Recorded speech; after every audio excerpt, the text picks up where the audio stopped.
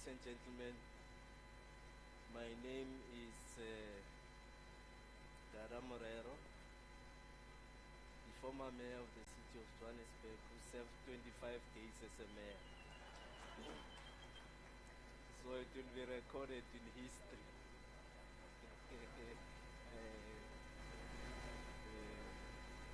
So we want to welcome you today to this important dialogue focusing on Ukraine and Russia conflict.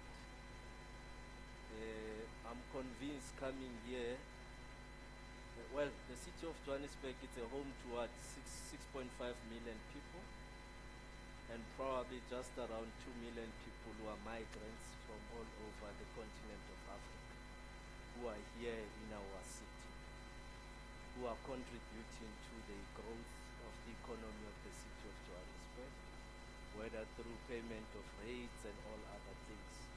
So Johannesburg is a metropolitan city, and cities like Johannesburg, of course, are built even by migrants. You have seen the growth of New York and all other cities in the world.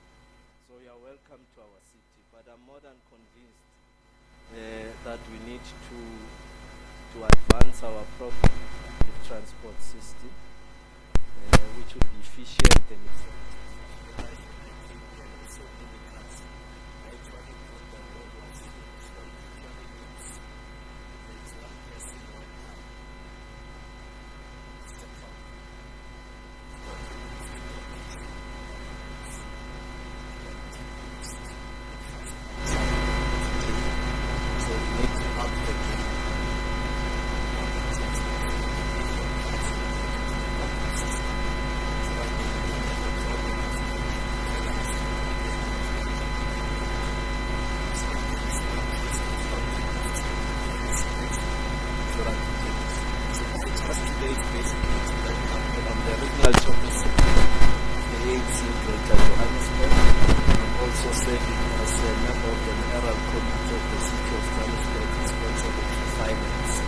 Just passed the 80.9 billion market a week ago.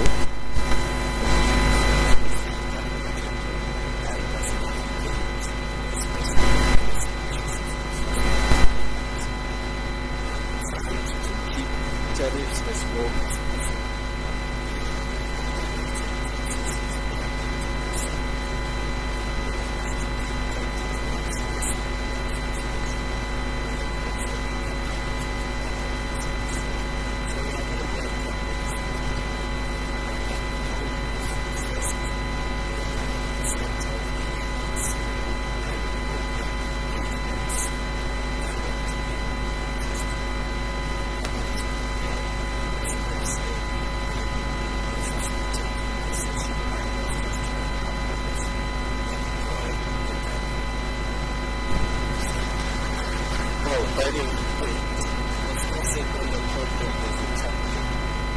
So he didn't trust that I can trade. Then we came to a mutual agreement that we just observe meditation just for a minute or so. Can we observe a moment of meditation?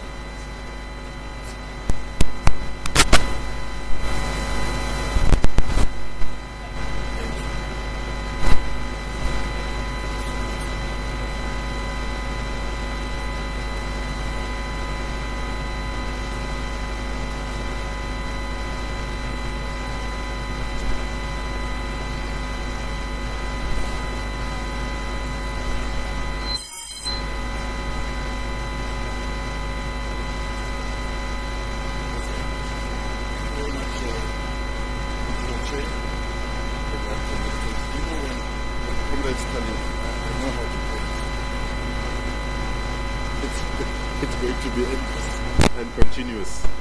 Welcome everyone to this very exciting dialogue of the African National Congress.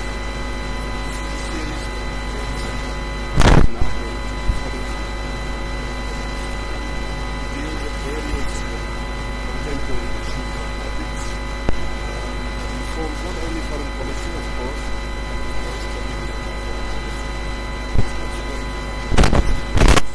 that affects South Africans throughout the length and breadth of the country. And so we want to encourage you. Hopefully you will enjoy today's session.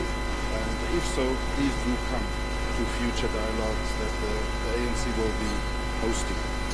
Today's dialogue, as you know, is on what some might term the controversial issue of the special military operation, the conflict, war between Russia and Ukraine. I mentioned that quite deliberately because even the terminology that defines this conflict is in dispute. Is it a special military operation? Is it a war? Or is it a conflict? Now, to kickstart the dialogue, we have a number of invitees, speakers, if I can call it that, people who is going to facilitate the dialogue.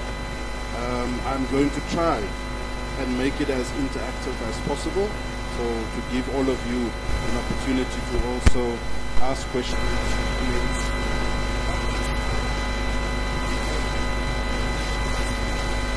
Don't understand that you were not the invited speaker, and so we want to make long pronouncements and statements and comments. I'm going to cut you short as the moderator. Keep it short, keep it sweet, and keep it succinct so that we can all have a chance to participate. We are also live streaming. There are a number of platforms that the dialogue is on, so please do check your smart devices and make sure that you connect as many people as possible. Now, to kickstart the process, before I invite the ambassador to the Federation of Russia to South Africa, I wanted to perhaps get out your pens, speakers. I was going to give you some few provocations, just as a foundation. Provocation number one: non-alignment is outdated, and the New World Order demands that there is no neutrality. That's the first provocation.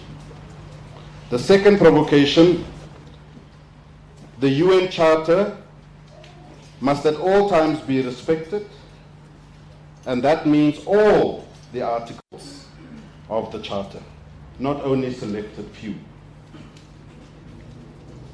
Provocation number three: the time of Western hegemony, and in particular US dominance, is over. How do we get to grips with that reality? Somehow guide the inputs of the various. I'm not the purveyor of all provocations, and some of you might of course disagree with some of the provocations. So on that note, welcome everyone, and let the dialogue commence. I want to kickstart the dialogue by inviting, we did invite, for the record, the ambassador to South Africa from Ukraine, and we also did invite the ambassador of China. Both embassies unfortunately indicated that they will not be able to honor the invitation, but we are very happy that the Russian Federation ambassador is here today. At least we will get some perspective from Ambassador Rogachev. And on that note, let me not waste any time and invite the ambassador to please come to the podium. Thank you.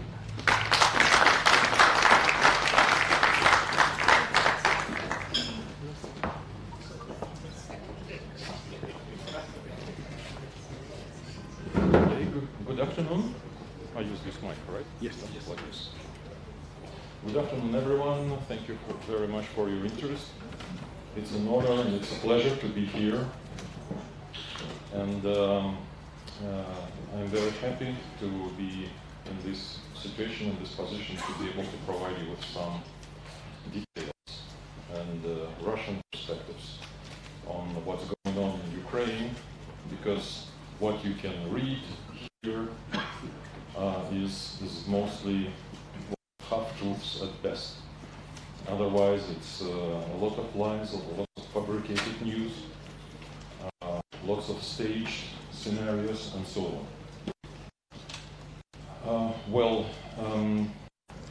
I can speak really for hours about that, but I would like to suggest, I think, two of the most important theses on this. The first one is that the special military operation in Ukraine, or the conflict, or the war, I think you can call it anyway. What was important initially for us is to call it special military operation because purposes and methods and the scale of military involvement were very, very limited. Now it's growing, and it's very difficult to predict where is the limit to spreading of this conflict. Ukraine is being supplied with more and more arms, as you know. Countries that had assigned initially themselves certain red lines, like not supplying long-range artillery to Ukraine, then not supplying rocket launchers, not supplying advanced heavy machinery, tanks, and so on, not to supply advanced defense systems, not to supply fighters. They have crossed these lines, and where will they stop? We do not know. Is weapons of mass destruction is the limit?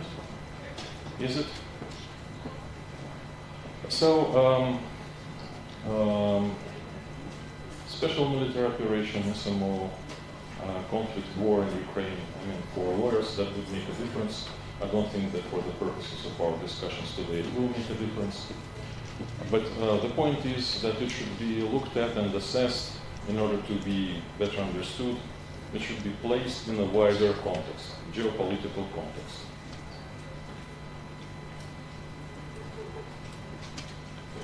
It is absolutely clear that most of the population in both Russia and Ukraine didn't want this war. It was a necessity. I think that our president made it very clear, speaking on numerous occasions, that we were compelled to do this by NATO expansion since 1991, when the fundamental promise not to expand NATO to the east was made. And then in 5 waves, NATO did expand to the east, and then the 6th, well, it's difficult to call it a wave, but then Finland decided to join NATO. That was a 6th time NATO expanded to the east. So this is one, and then of course the substance that the system of arms control was basically dismantled by the United States, consequently leading unilaterally withdrawing from a number of arms reduction and arms control treaties, by appropriating and cultivating in the military sense the territories of the new NATO member states, and the latest was placing elements of anti-ballistic missile systems in the territory of Poland and Romania, and we were told that they are directed against Iran.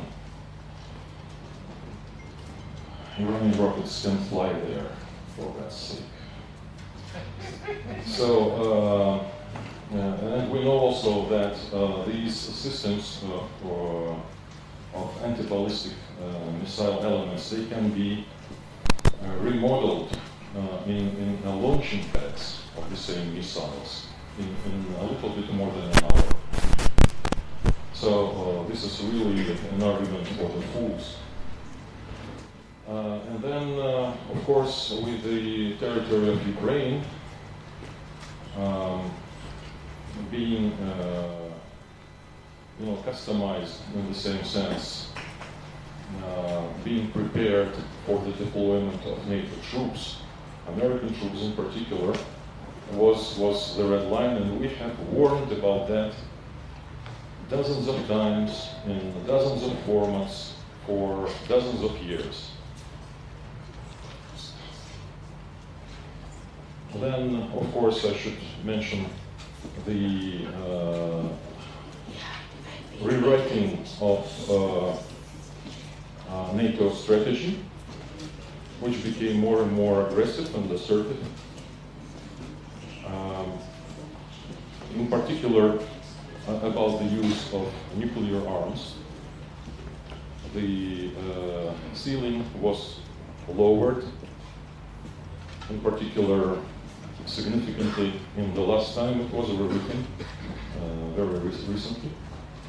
And then, of course, NATO consecutively proclaiming the zone of its interest more and more to the east, and now the latest spread of its zone of interest became Southeast Asia. You can read all this in NATO papers. Don't take my word for it. Search and read, and you will see it. So the argument that NATO is a defensive alliance and is not threatening anybody, again, it's I don't know who can buy this. Certainly not us.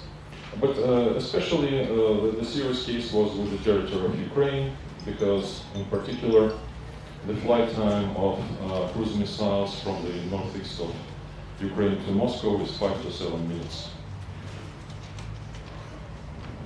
And preparations for NATO deployment in the territory of Ukraine has begun, we know, in Odessa, in another port city of the Black Sea, and some ground troops, in particularly equipped with, armed with cruise missiles, were supposed to appear in the territory of Ukraine pretty soon.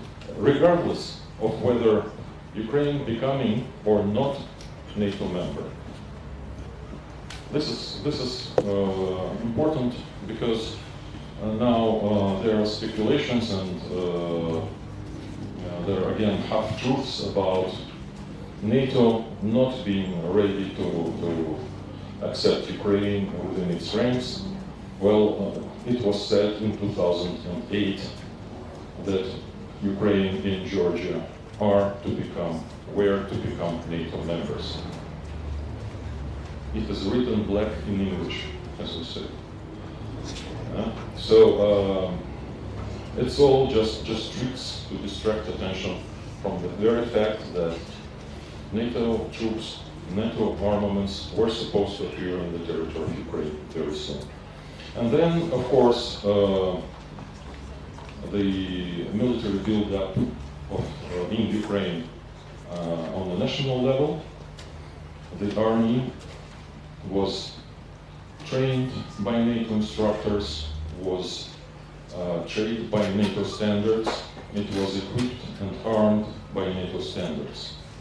So basically what we had to face, at least at the initial stage, but also now, because at least 6 NATO countries provide military assistance in terms of training of the Ukrainian military personnel. Otherwise, it's about 50 countries. It's more than NATO, it's the whole collective West, the so-called historic West, that assists Ukraine in this conflict, small war.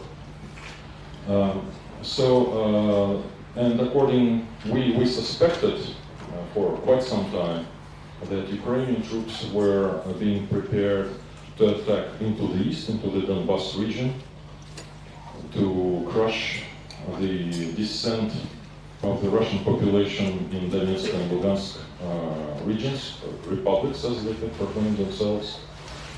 And we did not recognize it until February last year. Russia has not recognized Donetsk and Lugansk as separate republics, separate states, till February 2022. This is for the record. And into Crimea. And the ongoing war against these eastern parts of Ukraine. Civil war in Ukraine took lives of 12 to 14, according to different accounts, 12 to 14,000 of civilians. And my colleague, who thoroughly avoids to face me in different talk shows and in different events, Любовь Правителя, usually mentions that, but what she forgets to mention is that who killed these 12 to 14,000 people? Oh, well, according to Ukrainian narrative, they were shooting themselves. It's like Russian troops are shelling Zaporozhye nuclear power plant where Russian troops are stationed. Or like Russia blew up Nord Stream pipelines, its own infrastructure in which we invested heavily, and so on. But some people believe these narratives because they are repeated so much, so many times. So this is one element that I would like for you to consider, that this conflict should be viewed in geopolitical, strategic terms, strategic scale, like clash between historic West trying to expand its hegemony, its dominance in the world at the expenses of other countries, in particular Russia, as a major contender or opponent to this. And then, unfortunately, very regrettably, Ukrainians in the large part agreeing to be the spearhead of this, to be a military force that would really try to harm Russia. That purpose was proclaimed by the Western leaders on dozens of occasions, that the purpose is to harm Russia, to inflict Russia strategic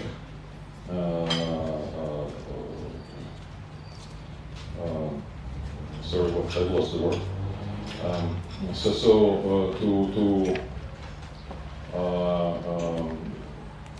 To take over in the military sense over Russian Federation forces and so on.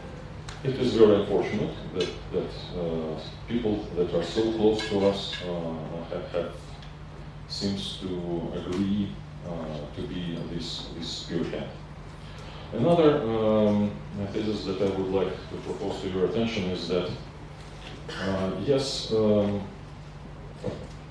taking this situation on the global scale, one should take into account that it is the hybrid war that the West carries out against Russian Federation.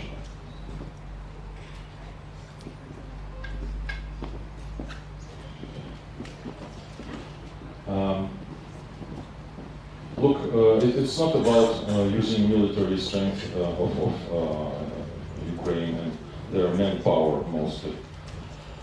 But Russia has been accused of weaponizing grain trade, weaponizing trade in fertilizers and so on. Excuse me, with economic sanctions imposed against Russia, and we're not the first country, by no means. There are dozens of countries who have suffered from economic sanctions imposed by the collective West prior to this episode: Iran, North Korea, Cuba, and dozens of others. So the whole economic cooperation, interaction was weaponized by the West for decades already. And then it is part of the hybrid war. The part of it is expropriation of all kinds of Russian assets, be it state or private abroad. All these principles of inviolability of private property and so on, rule of law, free trade, have been abandoned, that the West preached to the rest of the world for decades, if not centuries, they have been abandoned. And then an attempt to cancel everything Russian, to in particular prohibit playing Russian classical music, to expel Russian sportsmen from all kinds of international competition. Baron Pierre de Coubertin is now turning in his coffin, but the French government is not shy of it. It is supported. It is supported by many countries. So sports should be besides politics, above politics. What was the slogan that how it is worded in English? I'm not sure, but everything has been abandoned. So this is a hybrid war, and one of the most important elements of it is the information war. And this is what we're facing here, in particular in South Africa, in the world as well, but in particularly in South Africa, as most of the media are simply repeating the lies that are spread by the mainstream media, the global media all around the world. And here, some media are echoed. Do I have 5 minutes remaining, or it's in total? Remaining, thank you. Okay, I'll do my best. Information as well is weaponized. And the algorithm that is being used is pretty simple. And you could trace it, in fact, on so many examples, dozens and hundreds of examples. Because it consists of the following. The commentators, anchormen, journalists, writing journalists, they say, Russia has started this unprovoked, unjustified war against Ukraine. Look what's going on. Look what these terrible Russians are doing.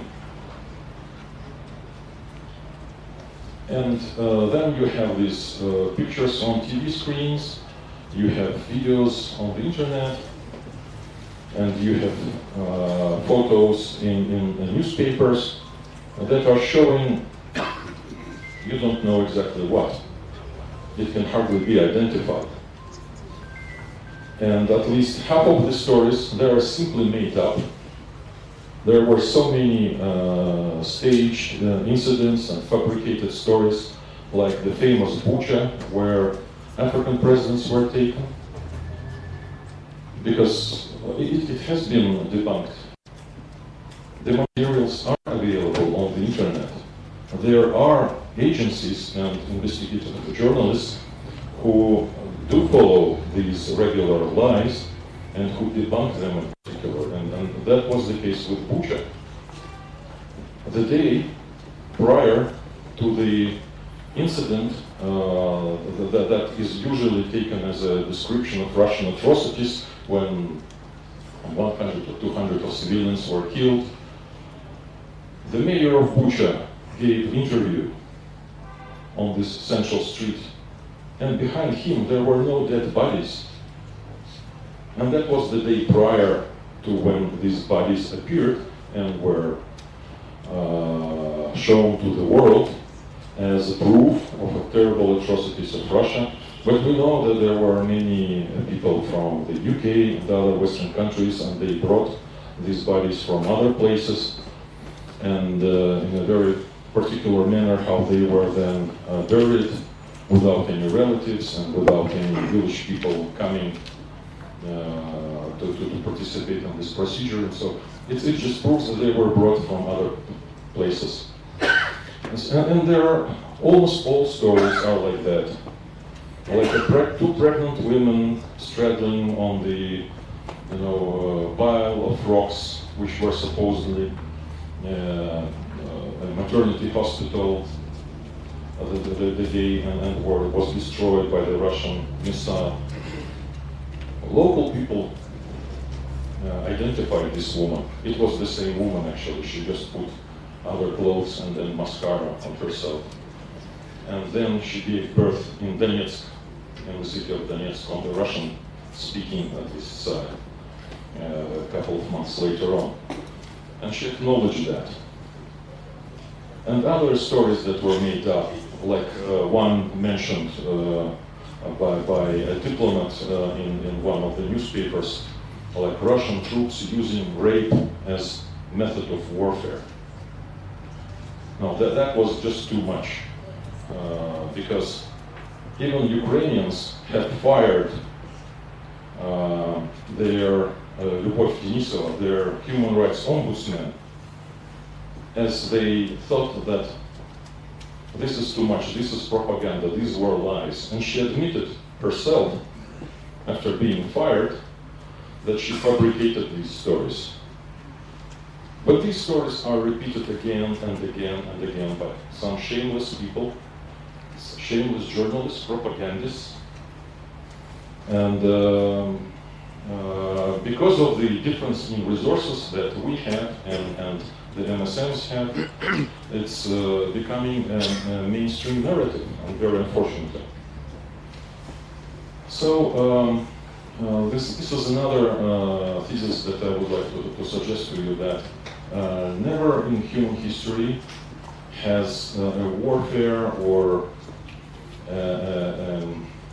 hostile campaign against the state being conducted with such a terrible degree of propaganda, lies, falsifications, fabrications, and that information has been weaponized, and it is widely used in this situation. As just 30 seconds. Neutrality, to answer one of your provocations. You remember how it all started.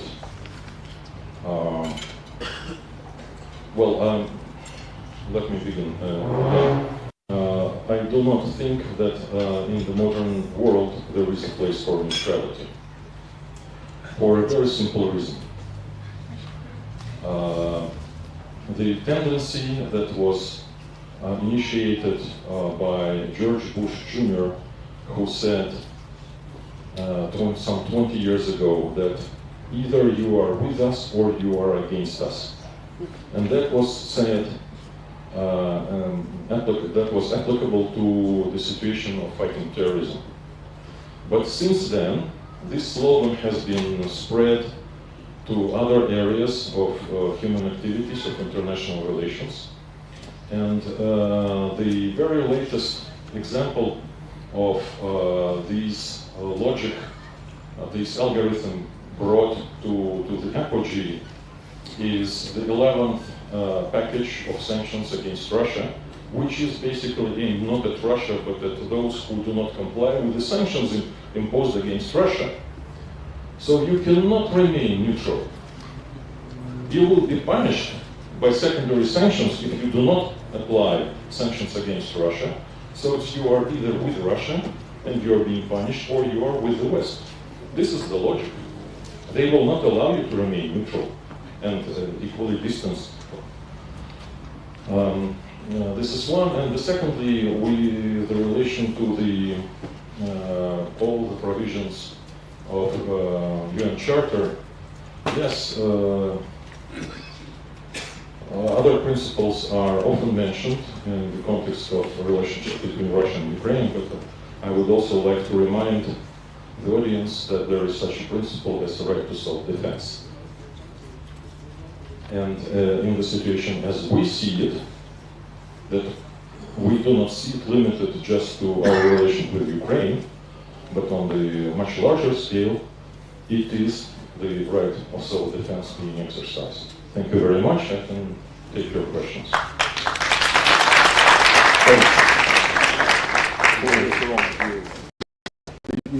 I'm told you have to go off that way. We don't want to be sued.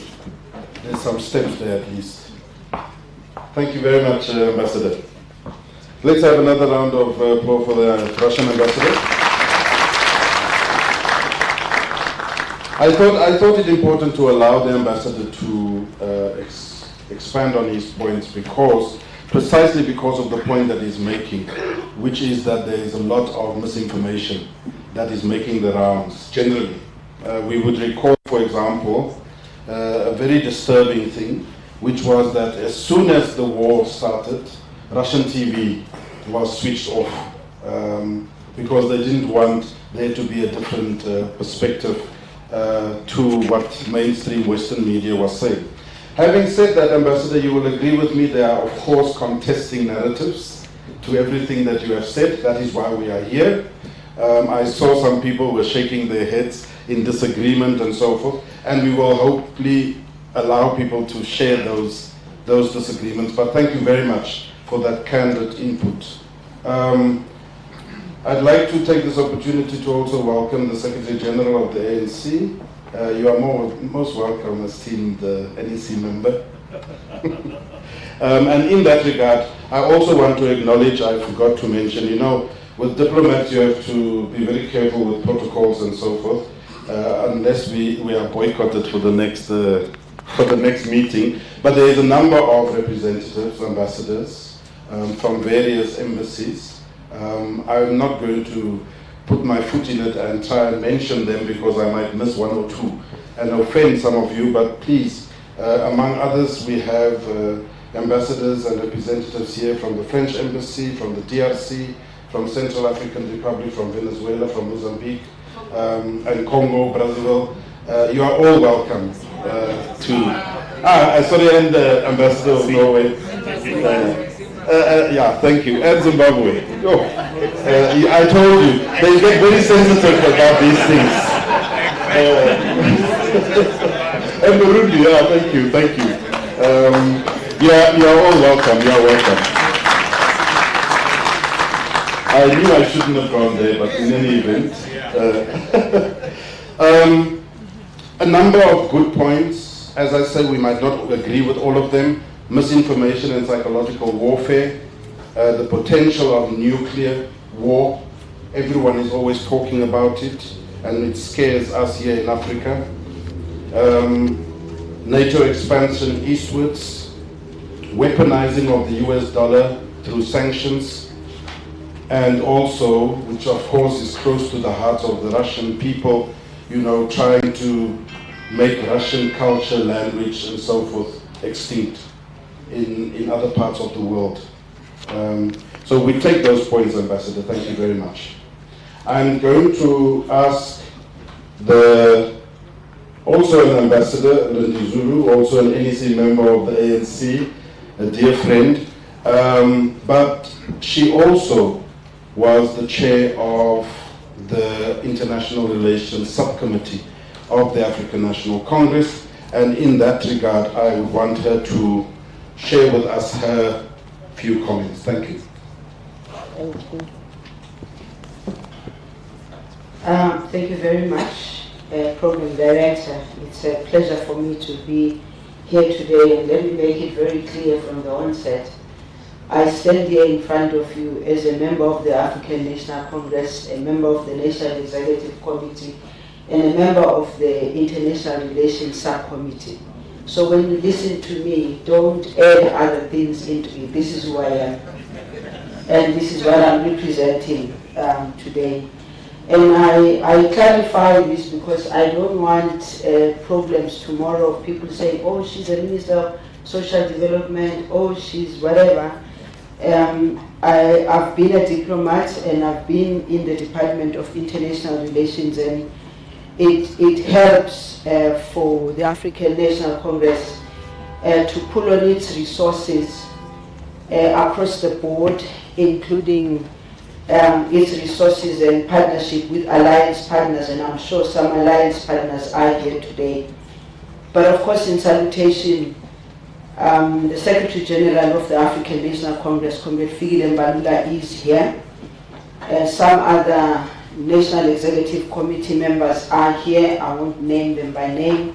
I'm hoping that the Women's League and the Youth League in particular is here, because the Youth League is the people that the African National Congress is looking towards to make sure that when the veterans retire, they would have shared all the necessary information, experience, so that they can take the country to the next level, but as well as take the African continent to the next level.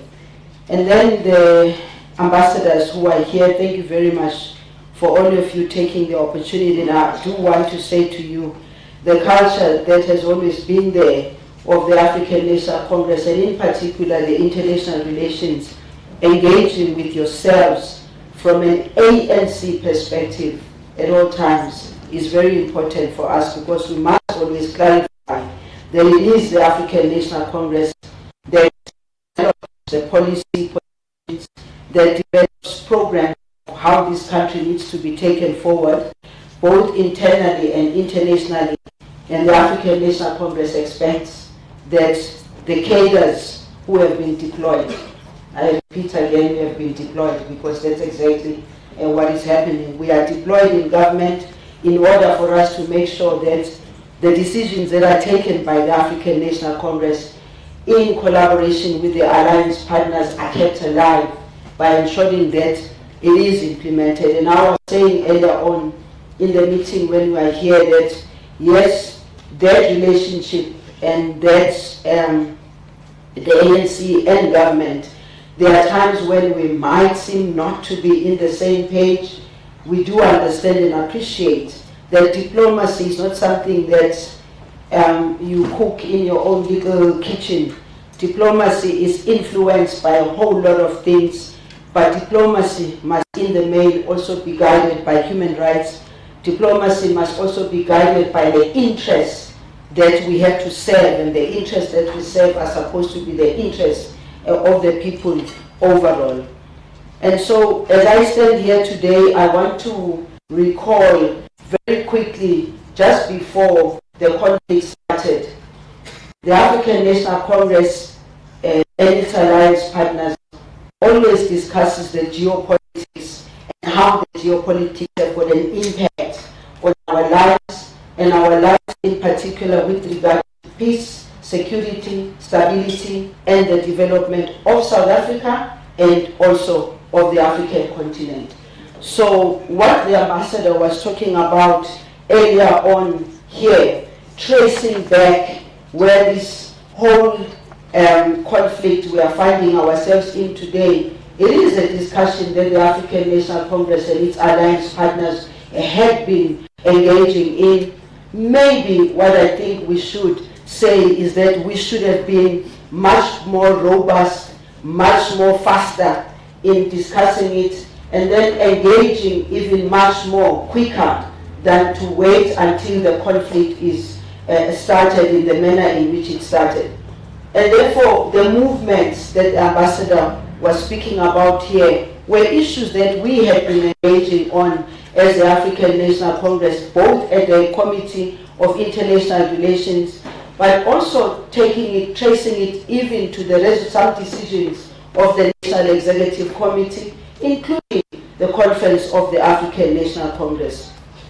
And I recall very well, and Comrade Wedile in particular will recall, that right at the beginning we had to ask the Department of International Relations to come to the African National Congress and give us a brief of what they were seeing, what they were experiencing, because we are an organization, a political party, obviously, they are government, and they keep the bilateral relationships with the rest of the world, and we asked them to come along and tell us what they were seeing.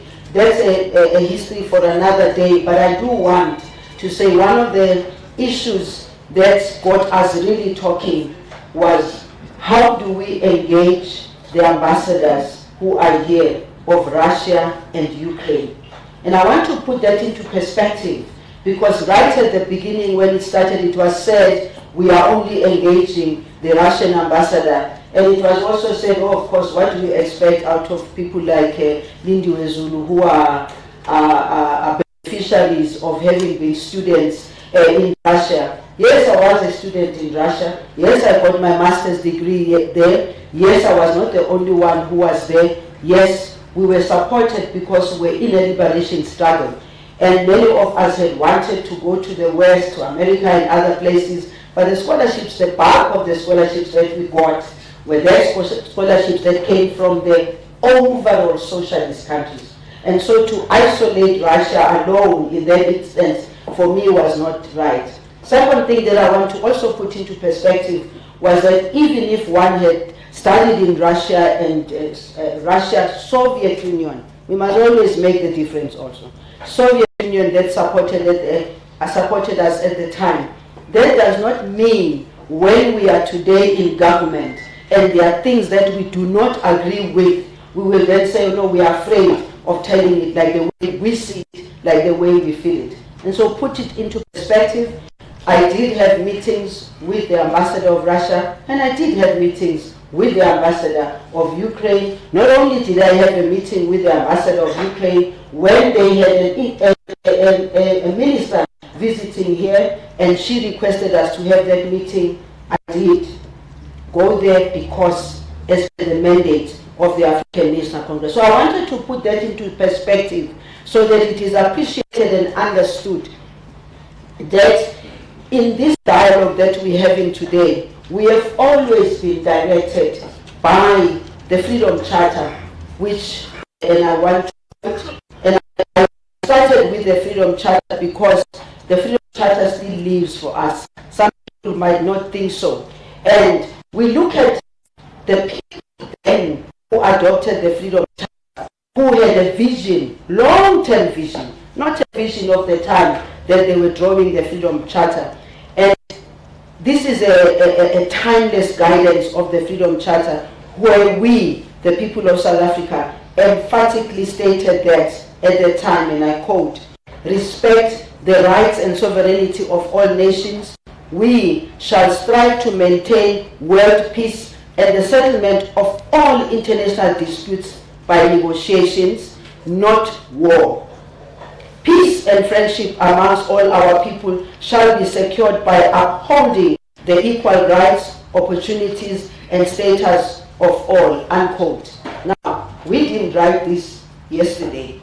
It was written by our leaders. It was written by the people who decided to come together, led by the African National Congress, looking even at the time at the geopolitics. And writing this was because they had a foresight. And it is for this reason that as the African National Congress, in all the discussions that we have had, we've always said what guides us is ensuring that we work towards peace, security, and stability, not only in the African continent, but in the world. But also we are conscious of the fact that whenever there's a war or any conflict anywhere else, it is bound to affect us.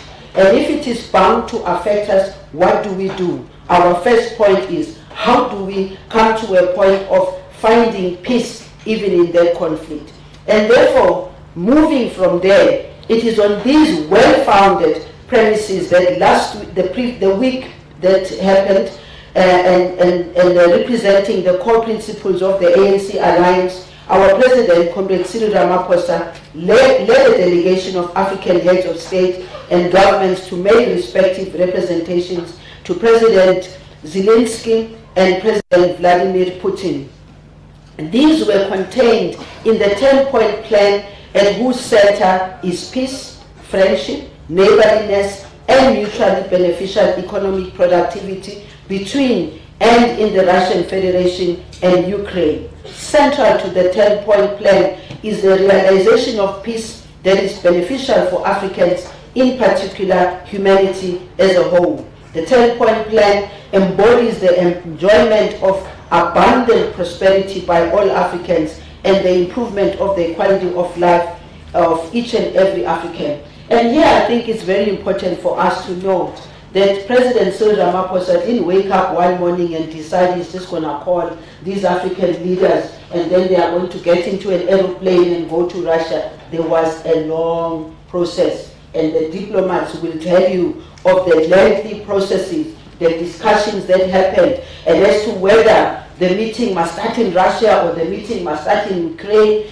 But the first and most important thing that they had to grapple with was, can we get the two presidents of the two countries to agree to meeting with the leaders of the African continent. And also, I can tell you that within the African continent itself, it's not to, I have 5 minutes, that's what he said. It's not to say it became automatic that when the president and South Africa decides we want to come together collectively as Africans, get the AU, get the African leaders to also believe in what we're putting forward. The diplomats will also tell you that before you get there, there's a whole lot of toing and froing. Some people fly to some principals, to some capitals, some going to different areas to go and try and get the African continent itself to agree to a common approach. And you know, as well as I do, that when you go to the AU and you are bringing things like this, which is a conflict, and especially because you have people who are wanting to divide and rule you, you will be wanting to come together, and others will go to the other presidents and say, no, you must not agree to South Africa. But ultimately, what happened is that seed that was planted in the African National Congress a long time ago, that we must find peace, stability, and security in our countries. So the ambassador has dealt with the background of how NATO started creeping in slowly but surely, and obviously threatening the peace of Russia. And I don't want to get into that whole discussion because I think the others who are here are going to be able to deal with that. But here is my last point, is that as if Africans are entering the season of vindication, the global community now says the historical decision of the ANC-led government to be among the co-founders of BRICS configuration was correct from the onset. And comrades, the season is only at its inception, as the majority of the world's population stands to benefit from and seeks to align itself with the vigorous and irreversible force of today. Yesterday was a cause of smirks, laughter, scorn, and alienation. Yes, we are on the right side of history. And we stand here also having been part and parcel of the development of the formation of the BRICS itself. Likewise, the season of vindication is set to continue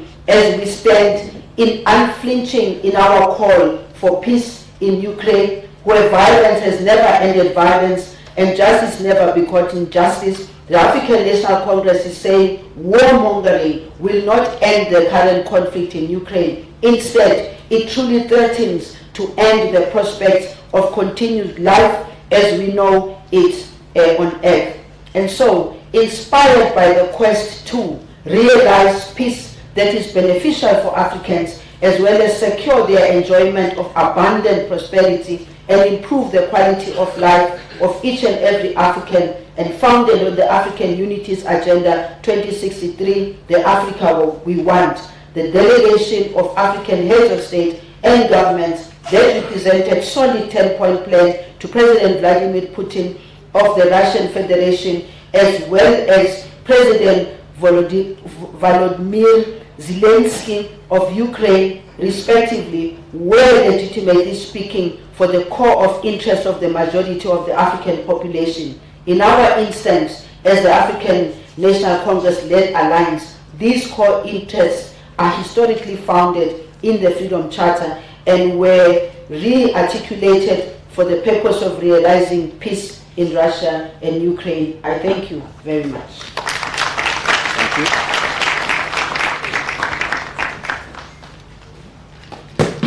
Thank you very much, Comrade Lindiwe.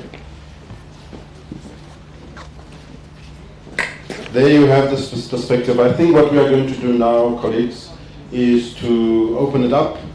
Let's have a bit of a discussion, question and answers, comments. I think we'll start here with the ambassador from Norway. 1. There's a mic there. 2.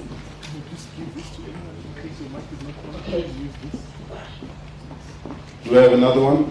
3. Anyone else? 4. Let's have those 4. Please continue.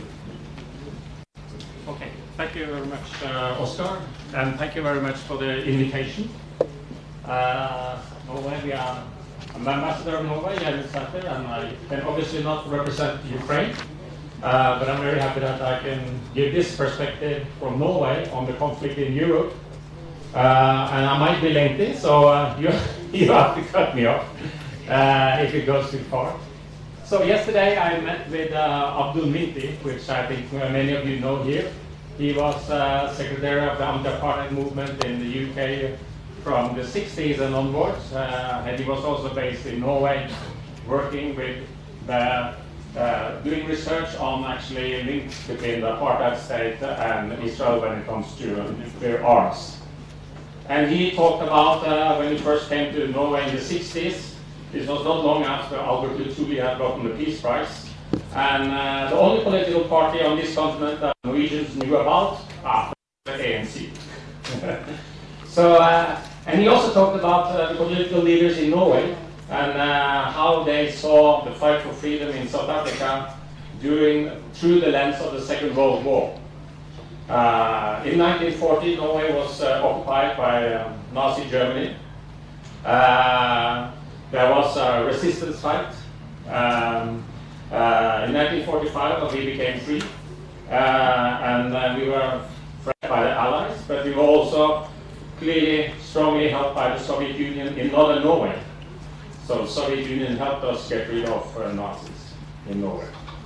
So then it was important for Norwegians to support the anti-apartheid movement, and it was a very broad engagement across society. Politicians got involved quite early, and for us, it's the same thing. We were fighting against German occupation, self-determination. In South Africa, ANC and other forces were fighting for self-determination and freedom. And when we look at Ukraine, it's the same thing. They are fighting for self-determination and freedom.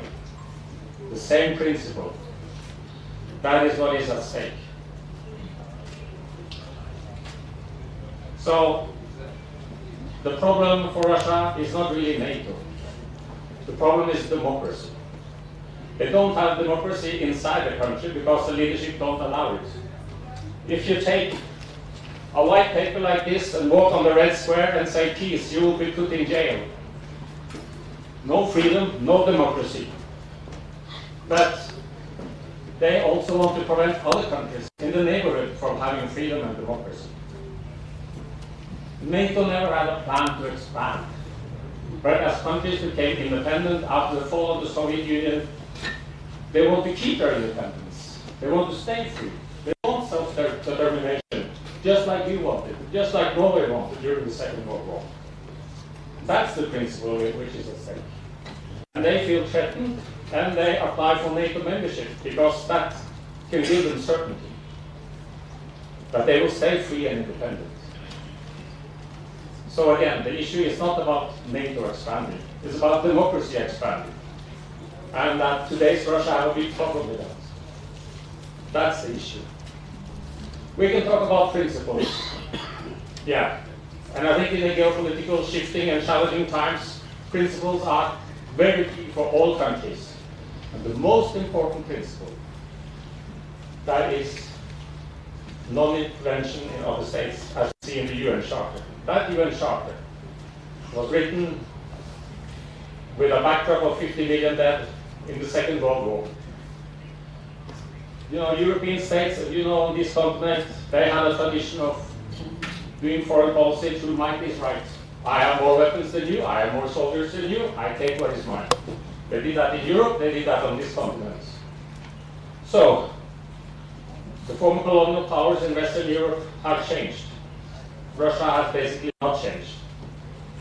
They think of a land empire that they will dominate. And that's why this aggression against Ukraine is completely counterproductive also for them. Sweden and Finland have no plan to join NATO. But of course, when Russia, our neighbor, attack another neighbor, which is Ukraine, of course, they want to keep their independence. They want to safeguard their democracy.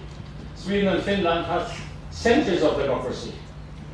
And Russia, they think in terms of spheres of influence. No, countries that are around us have to behave and listen this way. They cannot be free, independent countries. So that is a crucial issue. Fake news, yeah, there's a lot of that. The Russian ambassador mentioned my op-ed. I have some copies here, I'll be glad to share. And there was a UN Special Rapporteur on Sexual Violence. She said that Russian troops use rape as a weapon of war. You can complain to the UN if you want.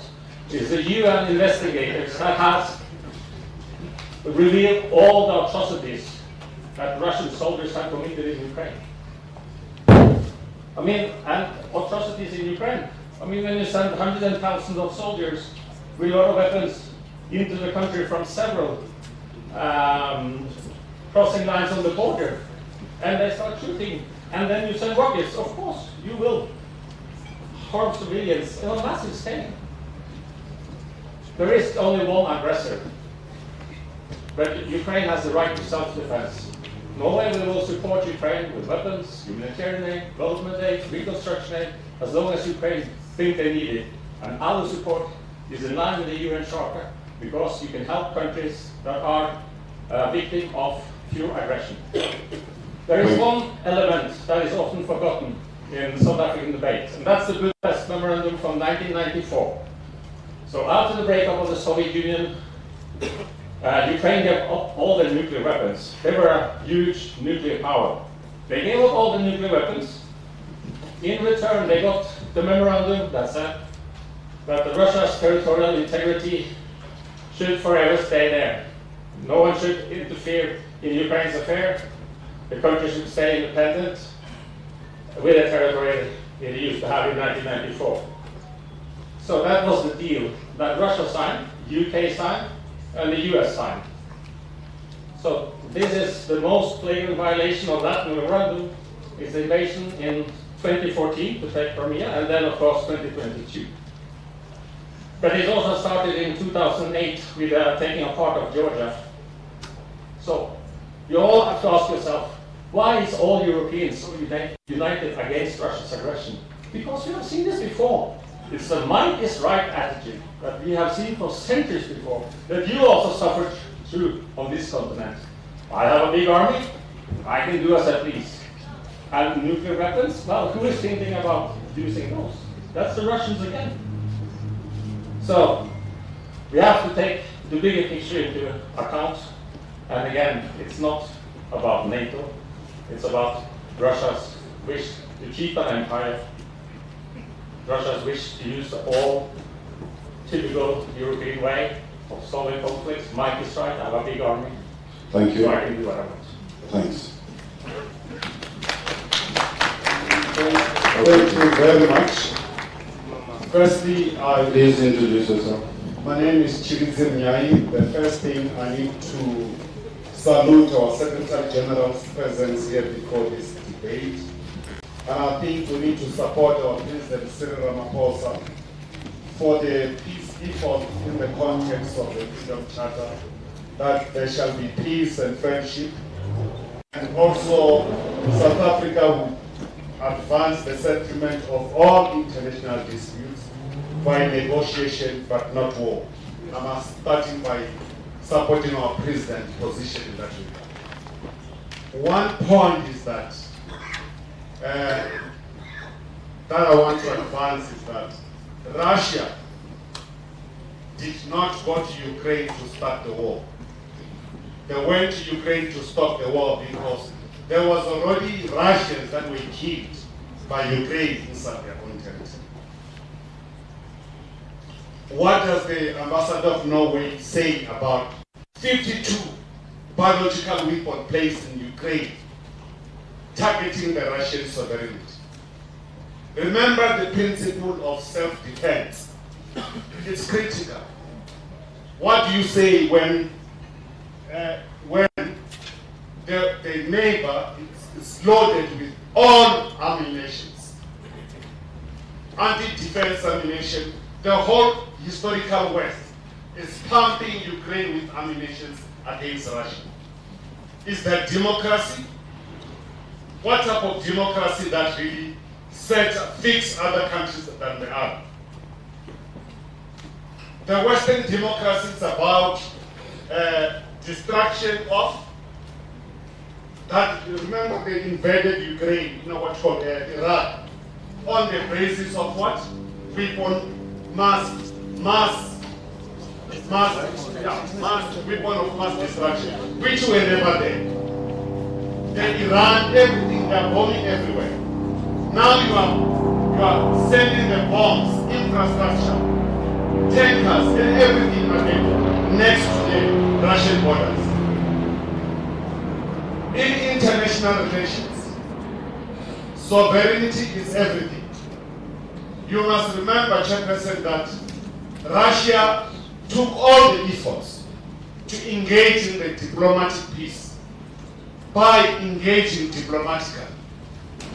But 2014, they took comedian in Ukraine by the back door to make him the president. Why? Why the whole world doesn't go and support the people of Palestine who are bombed against apartheid Israel? Why they don't do that? What type of democracy that doesn't go and support Palestine? Where is the principle? So lastly, I must say that Russia is defending its sovereignty against the historical Western countries who are all mobilized by the United States to fight against Russia. Thank you. Thank you. Thanks.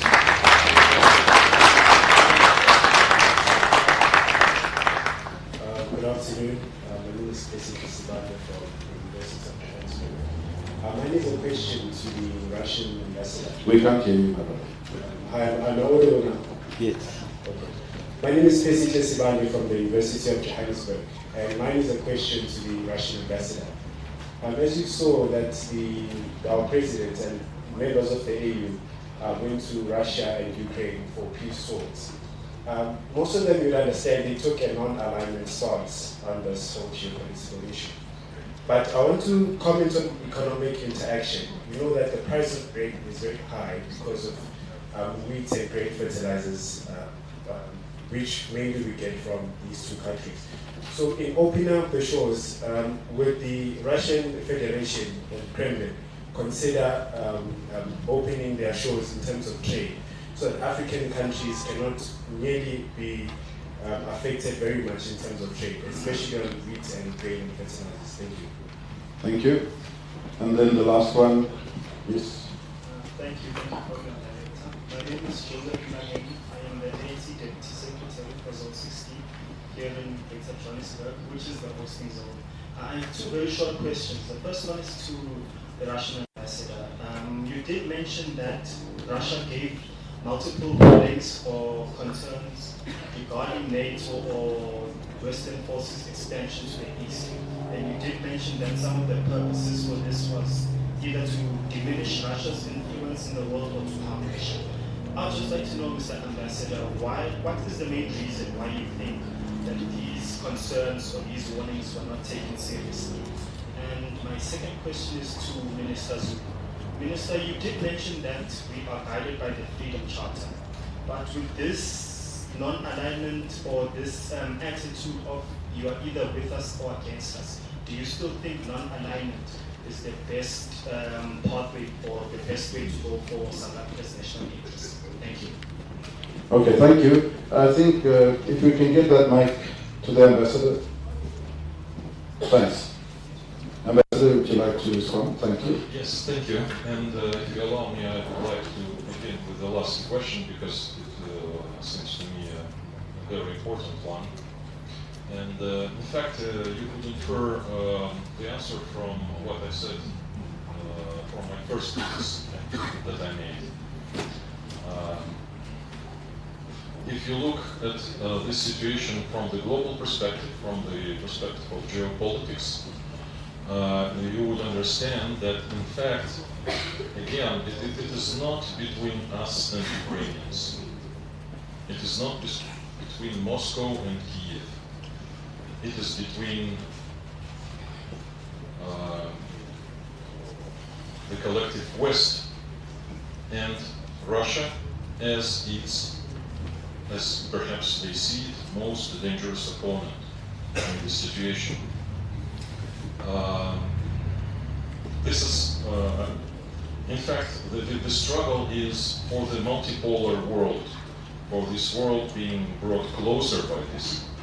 And again, don't take my word for it, search for yourselves, and you will find plenty of comments by Western commentators, political commentators, experts, saying basically that if Russia wins militarily, then the world will be multipolar.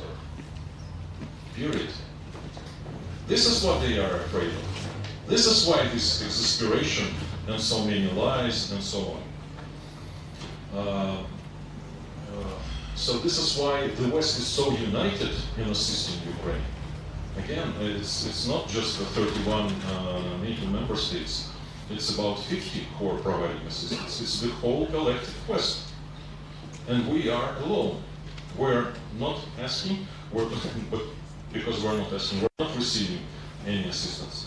But hundreds of billions of US dollars have been pumped already in Ukraine. Just over 60 billion in purely military assistance and over 100 in all kinds of other assistance. Not a single United Nations or other developmental program in the spirit has been fully financed. All UN developmental programs are derailed because all money goes to Ukraine.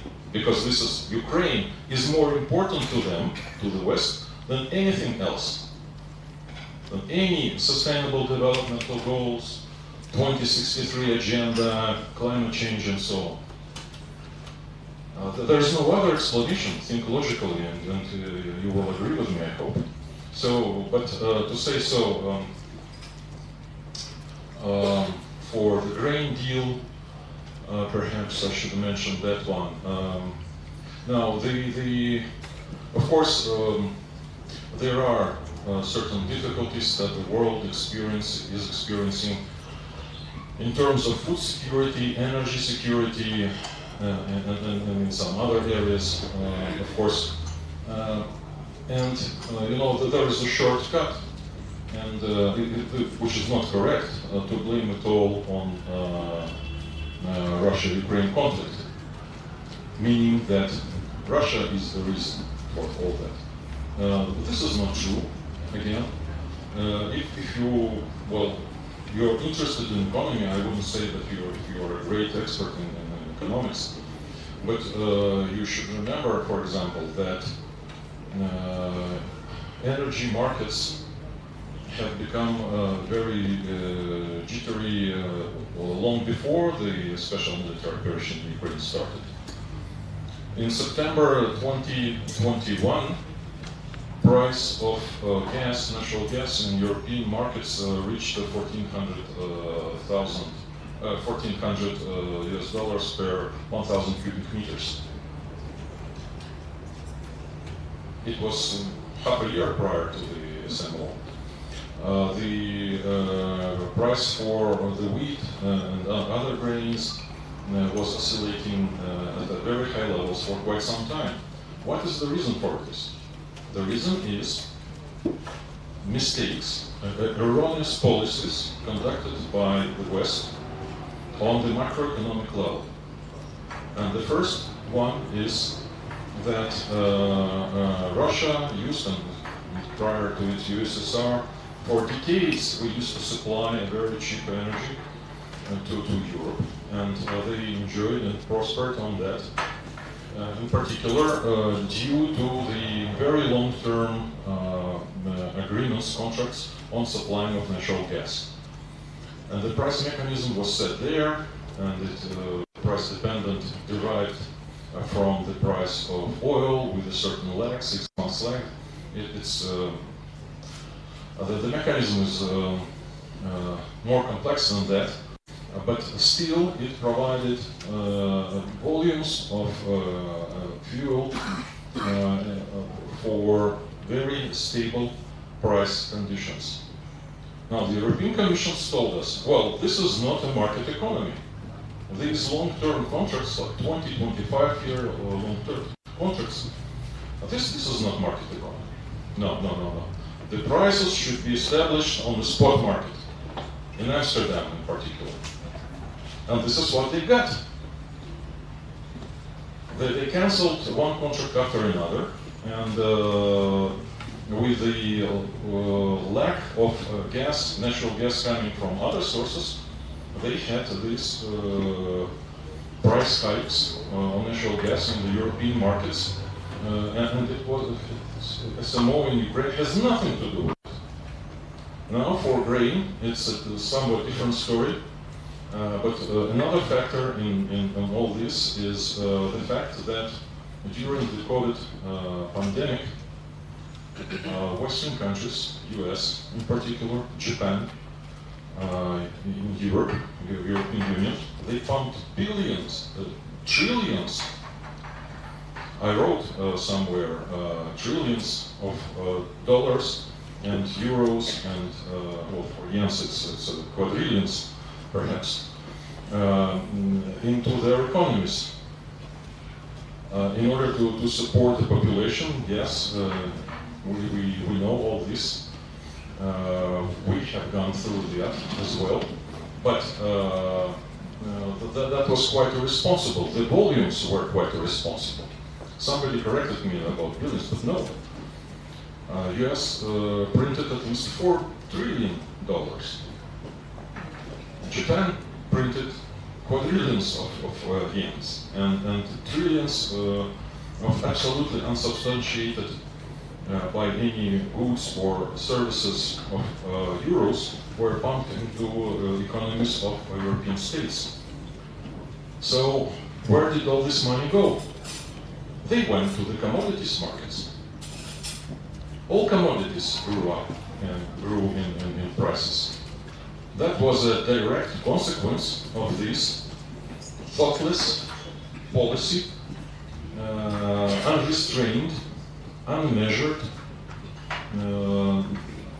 not related against any economic realities, and so the people who were these monies finally accumulated, they used it to buy something real, commodities.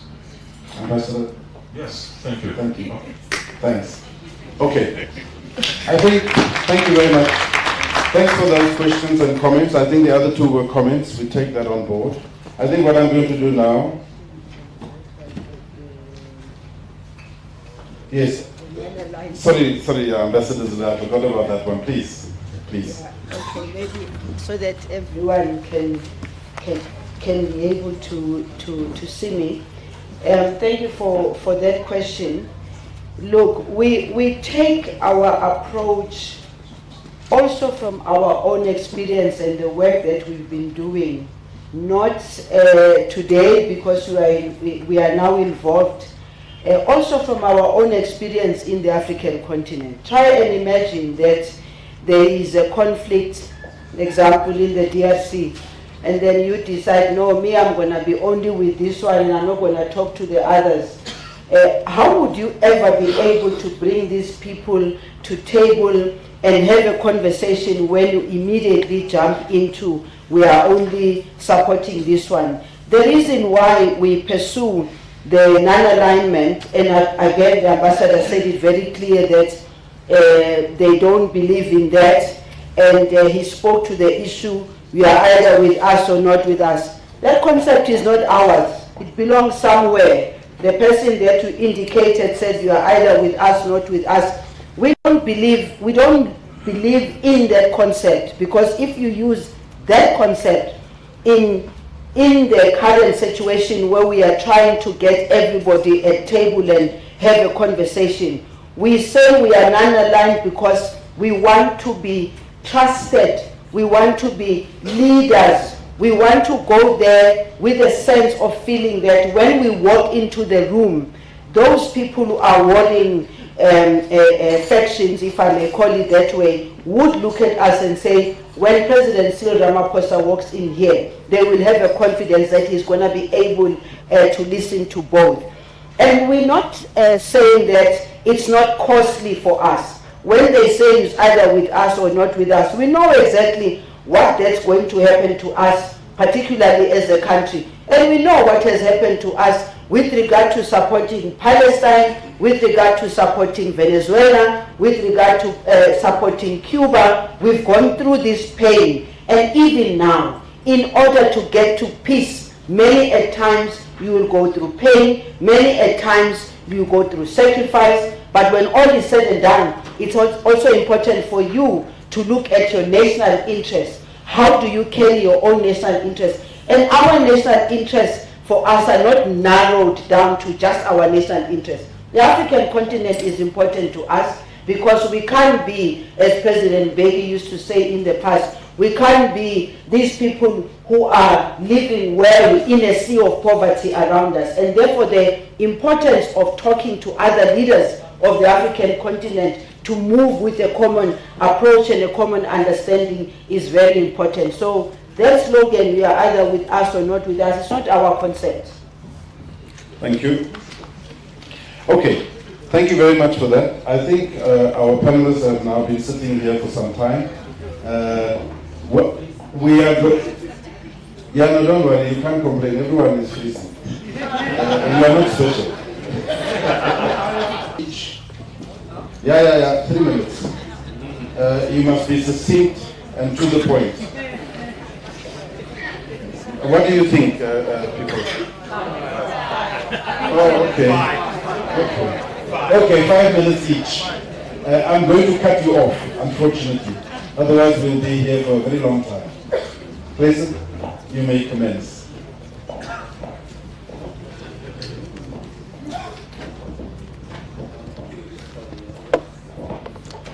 Well, good evening, Excellencies, Secretary General, and the viewers at home. 5 minutes is too short, but I'm going to try. I wanted to start with this question that was asked around the correctness of South Africa's position. By the way, we no longer just say non-aligned, we now say active non-alignment. We give meaning to the active part by the actions that we have taken as a country. One example being the Africa Peace Mission that has just returned from both Kiev and St. Petersburg. If you want evidence of how correct this position is, it's the fact that President Zelensky was willing to receive the 7 heads of state. If we had taken a side, it would have been difficult to convince the two capitals to receive us. In fact, those of you who are not on Twitter, please join Twitter and follow me. I retweeted a statement by the ambassador of Ukraine following that peace mission led by President Ramaphosa, and she said this. She said, we believe that South Africa is an important player on the African continent, and the presence of President Cyril Ramaphosa in Ukraine was meaningful to us. This is the ambassador of Ukraine. Following that statement, our Director General Zain Dango and the National Security Advisor, Professor Mofomadi, have just returned from Copenhagen to be part of the conversation led by Ukraine, where they were presenting President Zelensky's peace plan. From the African continent, they invited South Africa. From the global south, 3 strong democracies, South Africa, Brazil, and India. That tells you how critical South Africa is in being active in our non-alignment position, because we are now part of efforts to seek a solution to this ongoing war. I just want to make that point, that we're not just non-aligned, we're actually actively participating in efforts to seek a solution.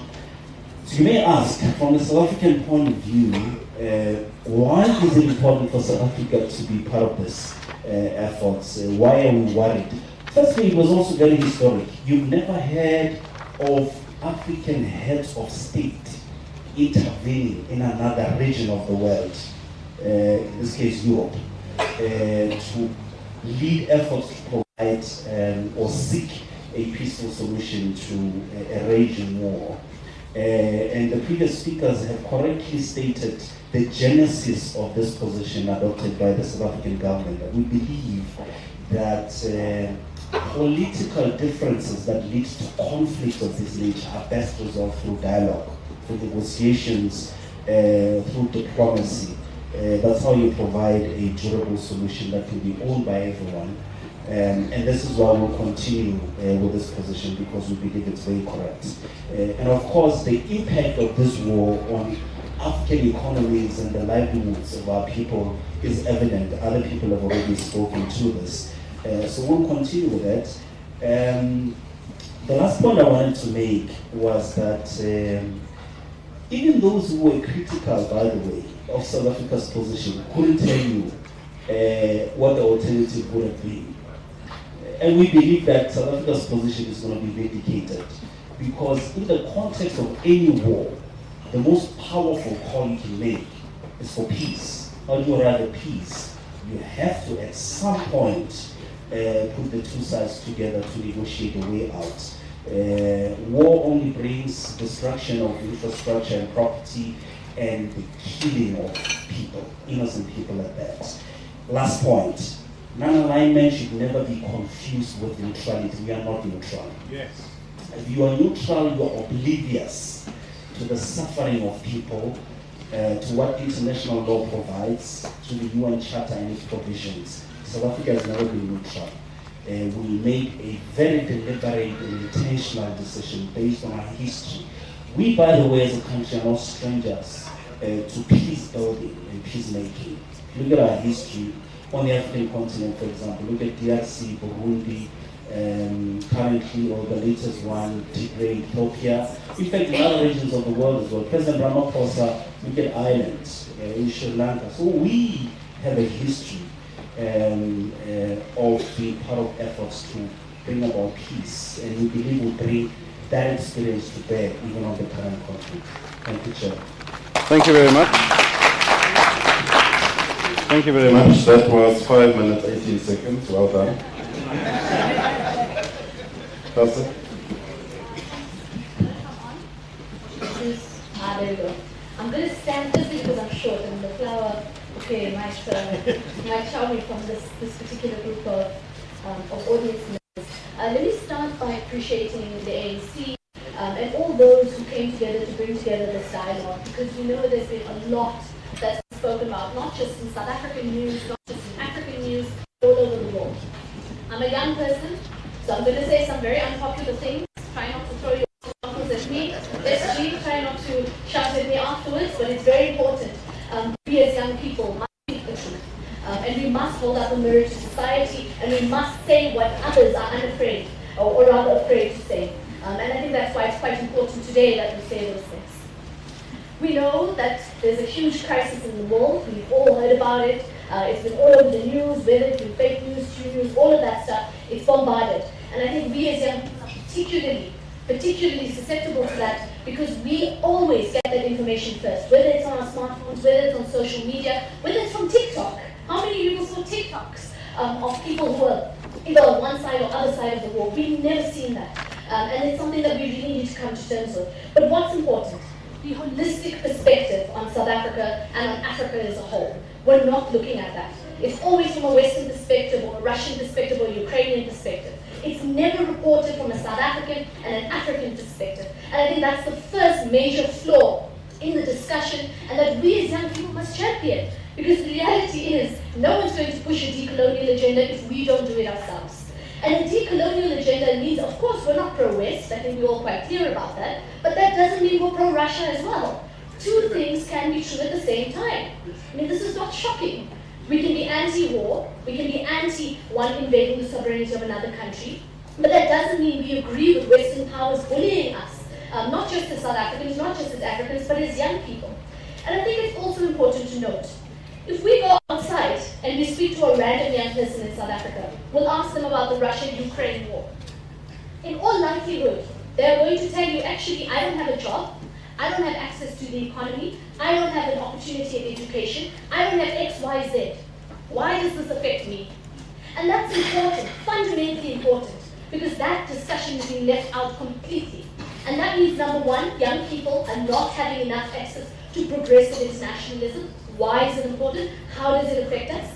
This idea that we don't understand politics is nonsense. But the reality also is that we as young people are being left behind. Not just in this discussion, but also in the economy.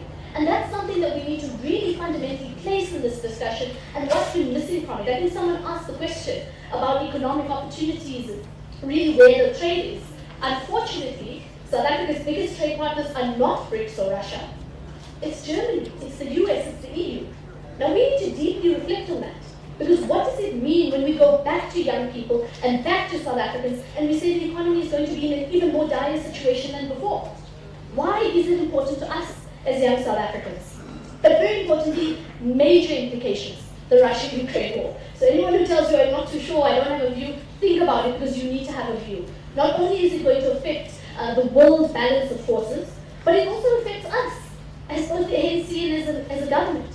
There was a time in which the ANC-led government was the moral high ground on the global stage. Is that still the case now? And I say this, I said I was going to say unpopular things, but it's important to say it now. Do we still hold the gravitas that we did before? And we need to fight to ensure that we continue to do that.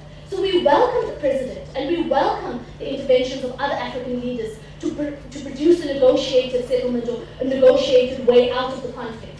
Being anti-war is not an unpopular view. We should be anti-war. When war happens, who gets harmed the most? It's the poor, it's the working class, it's young people, it's the marginalized, it's the LGBTQIA+ community, it's the elderly. And that's been left out of the conversation every single time. So I think it's very important that we keep that there. I think it's very important that we center that discussion. But very importantly, and I think it must be noted, that the African leaders and the African delegation are amongst the only in the world who could have a morning meeting with President Zelensky, and proverbially speaking, an afternoon meeting with President Putin. And therefore, there is a huge, huge power of African leaders that is being undermined by the global forces and the Western powers as well. Thinking, oh, who are these African leaders to go in? Actually, we're probably the only ones who can. And we're the only ones who can go from both sides and say, actually, what's happening really very much is a crisis. Young people in particular, and I will always mention this, are the ones who are continuously at the back foot. And let me say one last thing, Program Director, because I think it's very, very important that we do it. We as South Africans, and let me make it very clear, and we as South African young people, we're not going to be used as fodder for a particular battle that never has our interest or doesn't center us, both as young people and as South Africans, in terms of the discussion. So we're not going to be anyone's sacrificial lambs in their fight for global dominance. We will decide as young people and as South Africans what our outcomes are going to be and how it's going to affect the economy. So this idea that we're being shoved along, whether we left or right, nobody is fighting for the interests of this country, and nobody is fighting for the interests of young people and the marginalized. And that's something that we really need to put onto the agenda. So Program Director, what is important is that we fight for South Africans to have autonomy, for us to self-determine, and for us to decide what we're going to do. And I think very much the South African delegation that went to Ukraine and Russia and the African delegation has fought for that. And that's something that we really need to center. So apart from what I said, it's very important that we as young people force our way back into the agenda and we force the discussion to be centered around us, because nobody will. Thank you very much. Thank you. Thank you very much. SG, there you witness firsthand the vibrancy of the young people. Thank you very much for those and reminding us what is important. Professor Landsberg, over to you. Thank you. Do you mind if I stand at the podium? No. Is that working?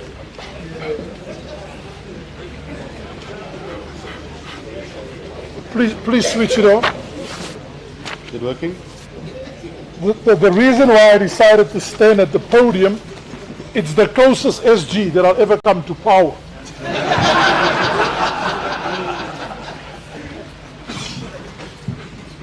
That works. Now you're giving me 3. Okay.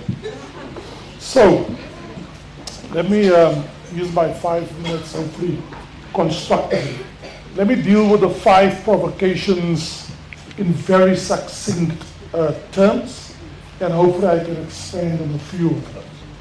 Non-alignment, is it outdated? Non-alignment has never been outdated. We have allowed non-alignment to lie dormant and resurrect it when it becomes necessary. If you go to 1955 in Bandung, and all those progressive principles laid out by the members of the non-aligned movement, non-aggression, and it didn't say we will not choose, we won't get involved in conflicts between great powers.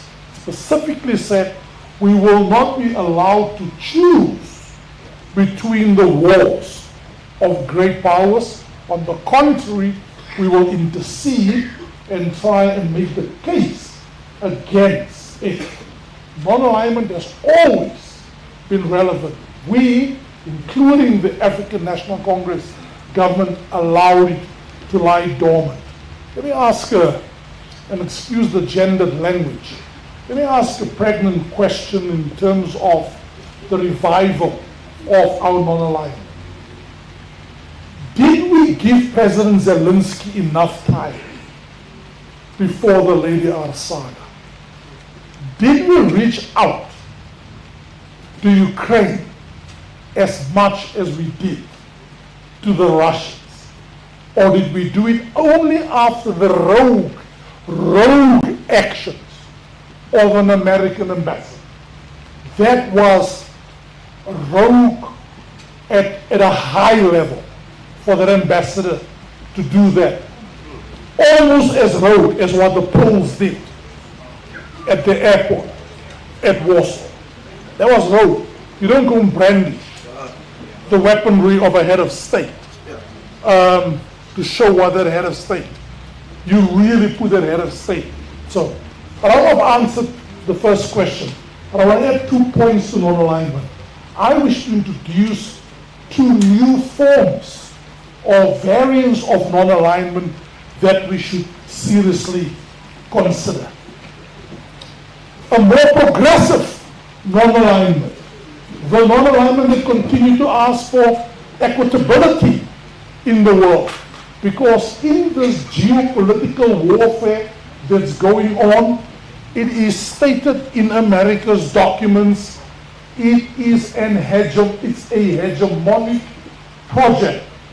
And I'm willing to say in front of the Russian ambassador, the miscalculation probably was that the war wouldn't last that long, but now that it's lasted that long, the project is no longer just to restore non-alignment, the sovereignty of Ukraine.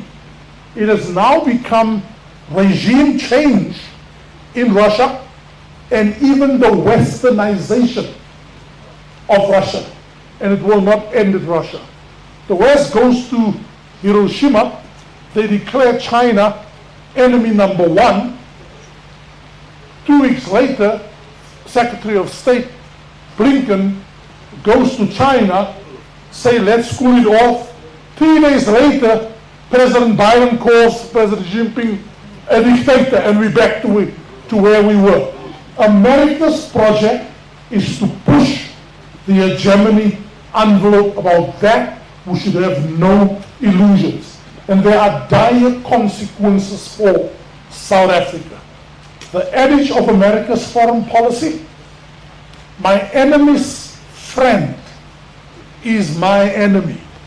We have become, as I've written, a frenemy state of America, and I think America is sharpening their swords for South Africa. Second point, the UN Charter.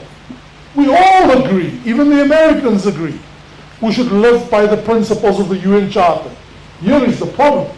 America has a particular doctrine towards multilateralism. Multilateral if we can, unilateral if we have to. Let's be specific.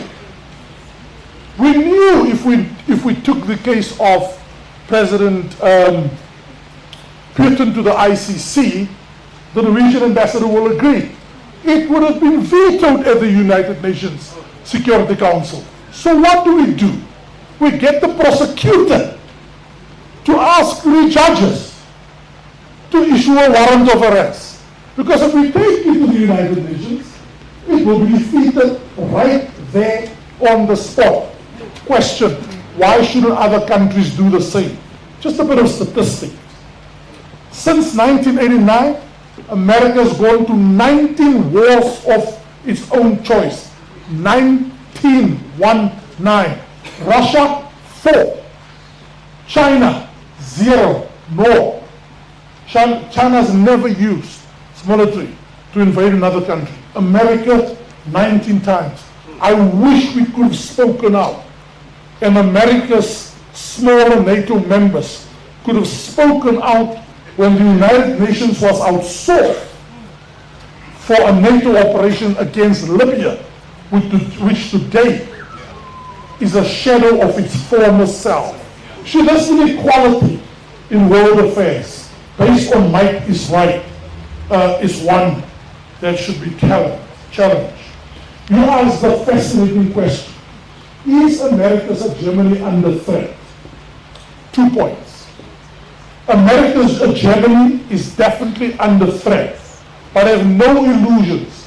For those of you who sit here and think that America is going to sit idly by and see its hegemony waning, think again. America is going to fight.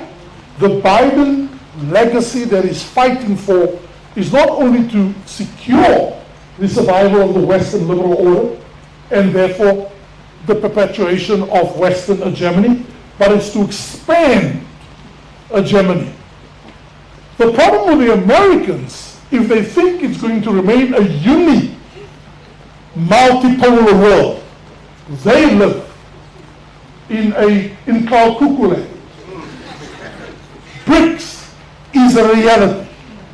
And at least for one country in BRICS, it is not just a countervailing force to American hegemony. That's China, of course. It is a potential alternative to BRICS. So I end by just invoking these 2 new forms of hegemony. I spoke about the progressive one.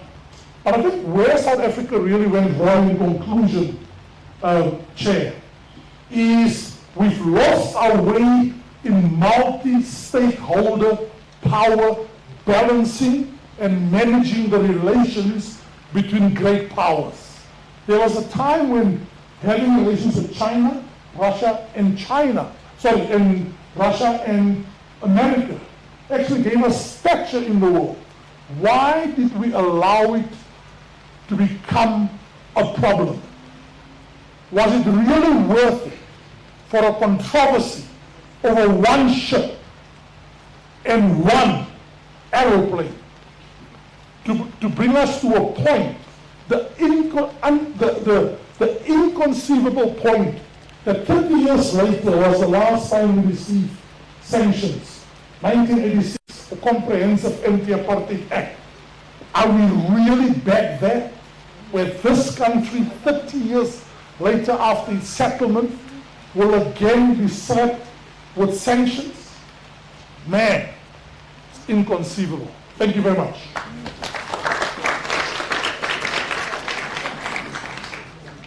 There was 4 minutes and 30 seconds.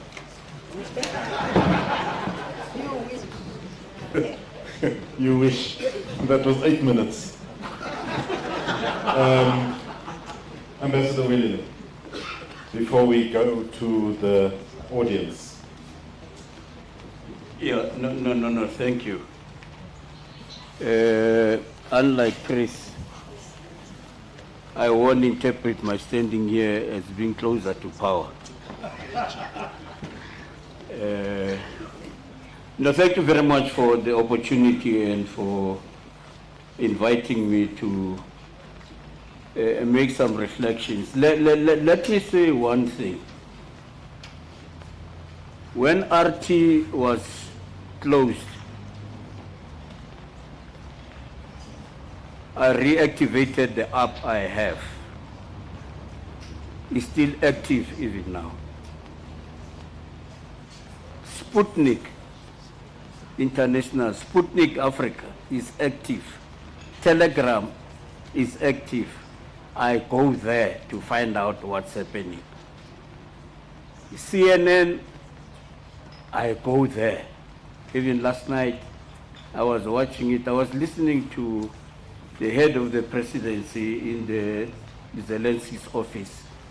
Gave him 30 minutes, I'm on 30 minutes to explain all these diplomatic initiatives that have taken place, the African mission, what is happening in the conference that took place now in support of Ukraine, all of those things, including the African mission in his own context. Very interesting listening to him. If you can go back to that thing to understand what that man was saying, then you know what games are being played here. There is no station that I listen to. Even yesterday, I went through all of them as usual, because I have that luxury. The last ones I listened to were the locals, and I switched off. Immediately I started exploring, because I have a problem. And maybe it's a problem we need to discuss at some particular point, how the truth becomes a casualty if you are not original in our thinking and interrogation of processes. 2, consistency and continuity is very important. World War I, World War II, you look at the history and the positions that were taken by the ANC. Not different from today. Same, different context. When those who declared victory against Nazism, and forgetting that we are also there, that's why we are celebrating Mendi, because we're part of that process. We're fighting, because there was an unjust war that had to be fought. That is the basis on which the ANC was mobilizing our people. That's the truth, that is history. When there was a gathering to look at the formation of the United Nations, and the Atlantic Charter was being discussed with Jan Smuts, the one the street is named after, being there representing South Africa, white apartheid South Africa. It was not called apartheid then. It was there, Jan Smuts. President Kuma convened a meeting of ANC intellectuals and academics and came up with the African claims to say we also have claims about what should happen. We did. Even the Bill of Rights, the ANC, before even the UN adopted the Bill of Rights, we're far ahead of our time maybe. So we're very consistent with some of these things. We don't need to be taught lessons. Our history itself is a lesson. If we reflect on it, that's where our pride comes from. I think the question of non-alignment was well argued. You know, Walter Sisulu and Ahmed Kathrada went to the Bandung conference. And everything that followed, and the principles, and when we joined the UN and became part of the non-aligned movement, which you hosted here and did all sorts of things, was still part of it. There is a difference in terms of that movement and the anti-war stance that we adopted when a non-binding resolution was being pushed down our throats with the abuse of the the General Assembly of the United Nations. When they said take sides, we said no. We refused. And that's the principle on the basis of which we invoke the non-aligned principle. It's different from talking about the non-aligned movement. It will wake up. It will be revived because the circumstances dictate so. War? No, we don't want it. We're anti-war. By the way, now in winter in Europe, which is some of the things that we are not saying here, the people of Europe were out in the street demonstrating against the war because they were freezing. No gas, no nothing, because of the sanctions that have been adopted against Russia. They were freezing. They were in the streets. The anti-war movement was being rekindled. It's there. We know it because of the time of the anti-apartheid movement. That the governments that were supporting the apartheid government here in this country did not represent their people. The governments today that are saying they are for democracy, the very governments that even cannot include Ukraine as a member of the EU or NATO because of its democratic deficiencies. That's what they say. They can't qualify. And these are the people who are advancing democracy. We have to be we need to be told the truth. What exactly is this confusion in Europe? I think Europe is confused. We're tired of this European confusion. And once we take our own positions, we'll go to you and tell you what we think must be done and where you are going wrong. And all of these things must come to an end. I want to come to the question of the UN Charter.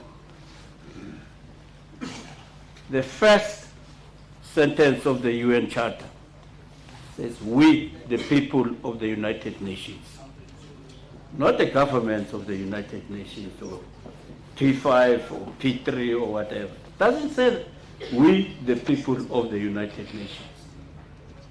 That's what the UN Charter says. Where are the people when all these decisions are being taken? Where are they? It's because of abuse of trust by some governments, because of the power politics that is being played in the UN, that we find ourselves in the situation in which we are in today.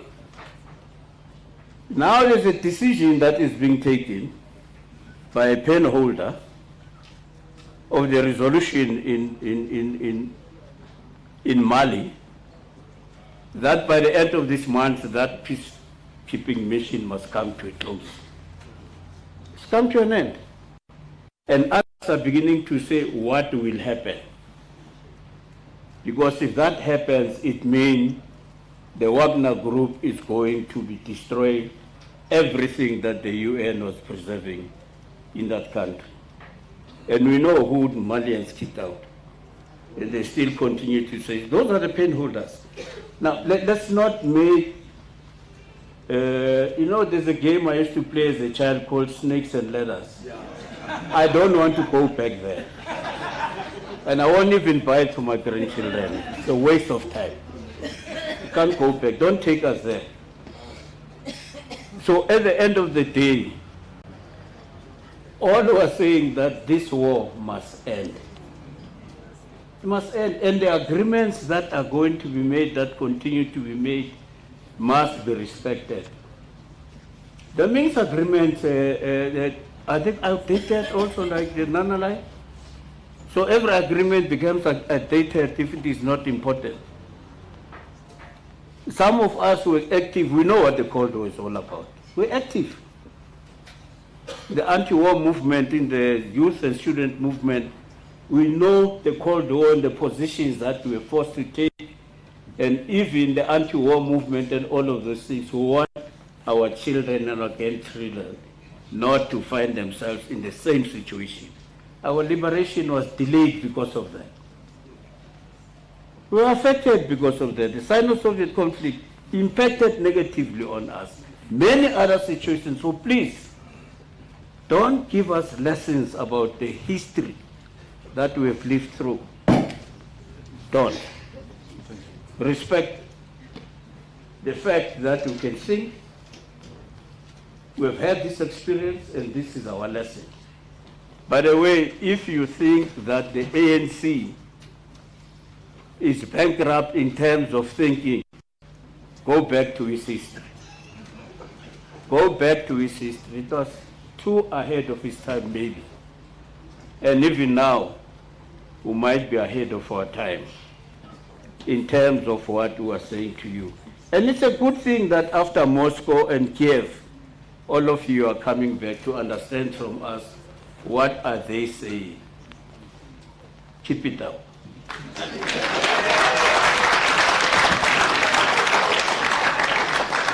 Thank you, Ambassador.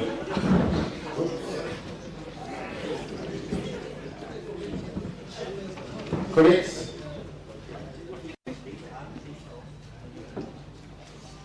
it has been raised too much sharply. Okay. Now, before I go to questions. Thank you very much for the indulgence, Chair. I'm being told, understand. No, in a summarized version, just to say that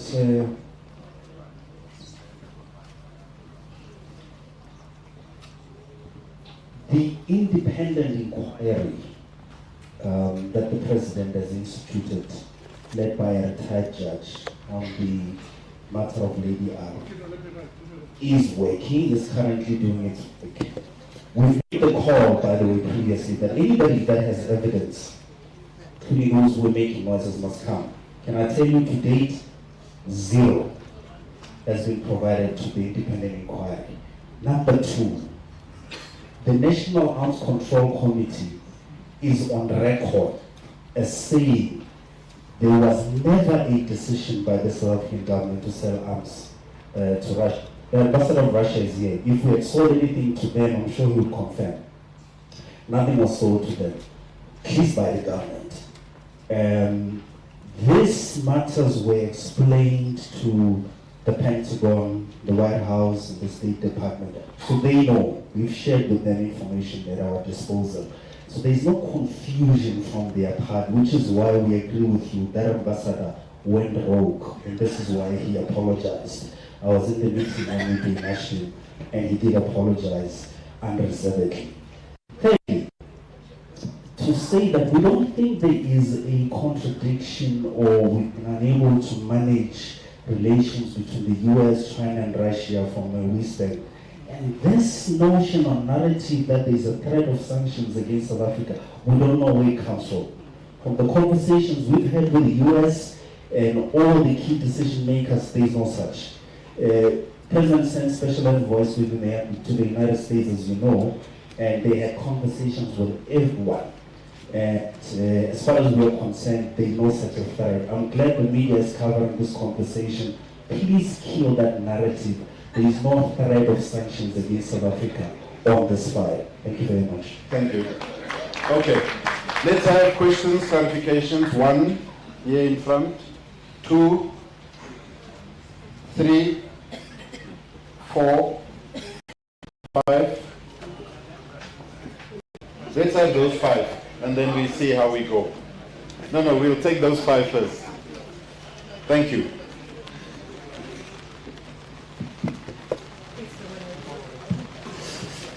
Thank you, Chair. Thank you, Program Director. I'm Lusiko.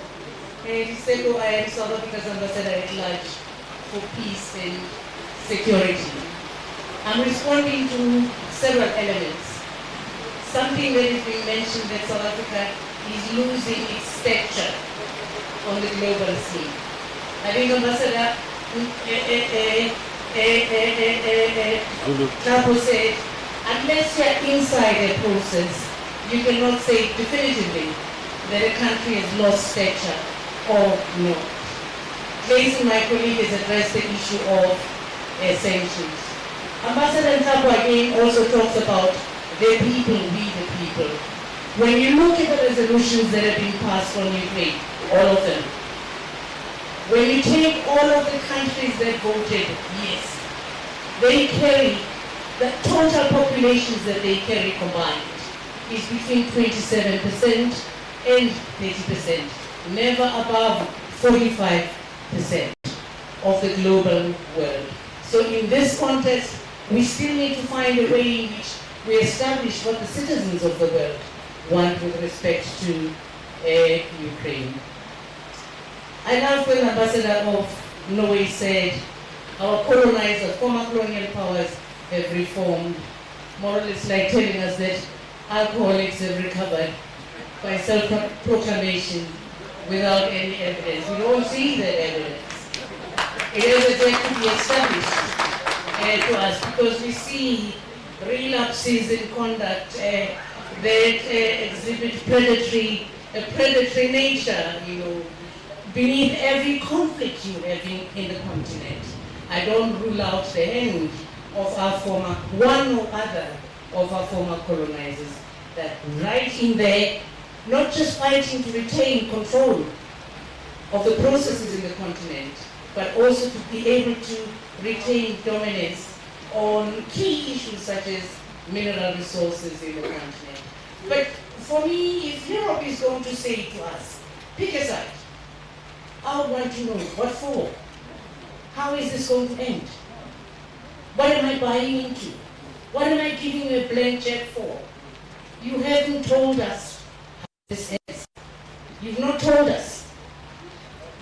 Is the expectation that you're going to kill Russia out of existence and then it ends? No. You're not going to be able to do that. But you owe us a vision of peace after Ukraine, because something has been broken. This is what I've been saying to my counterparts when I meet them. What are we signing on to? Something has been ruptured in Ukraine. What we had pre-Ukraine in terms of what is holding global peace is gone. Now, if Europe wants us to be on their side, what is it that Europe is offering us? So far as I know, the African leaders are the only leaders from a region, the only region. Africa is the only region that went to Ukraine. Not to beg, as the President was explaining in Paris, to say we have a right to peace. We demand to have a say in it. It's interesting how people sort of belittle this initiative and to cast doubt on it, as if African leaders can never succeed. And yet South Africa's record of mediation stretches as far as Colombia, Ireland and everything. But if South Africa is going to pick a side, what is it that we will be picking a side for? Because even the democracy that you talk about, the vision we see in Europe of democracy has changed completely. In the constitution of South Africa, I don't want you to answer, Ambassador, I want you to mark over. in the vision of democracy that South Africa, that is embodied in the constitution, is non-racism. Yet South Africa and Europe do not meet. We have a challenge with racism in Europe. Europe doesn't want to confront racism, consistently votes against and pushes back programs on racism in the UN system. Europe. The United States also has issues with this. But when you have in the United States of America an erosion of democracy that challenges the International Convention on the Civil and Political Rights, the right to vote, you have politicians actively and in public putting in place measures to disenfranchise people on the basis of race. Is that the democracy that we're buying into? No, it's not the democracy that is envisaged in our constitution. Now, the media, our media, there's a lot of noise for us practitioners. Sometimes we have to ignore it. We don't know what is it that they're saying. But it has to do also with narratives, the creation of narratives. We ought to be discerning about the narratives that are being created. But nobody has told us how this ends. We have a right to know how it ends. We have a right to shape how it ends. We can't give anyone a blank check. That is how I understand our non-alignment. Thank you. Number 2. Thank you.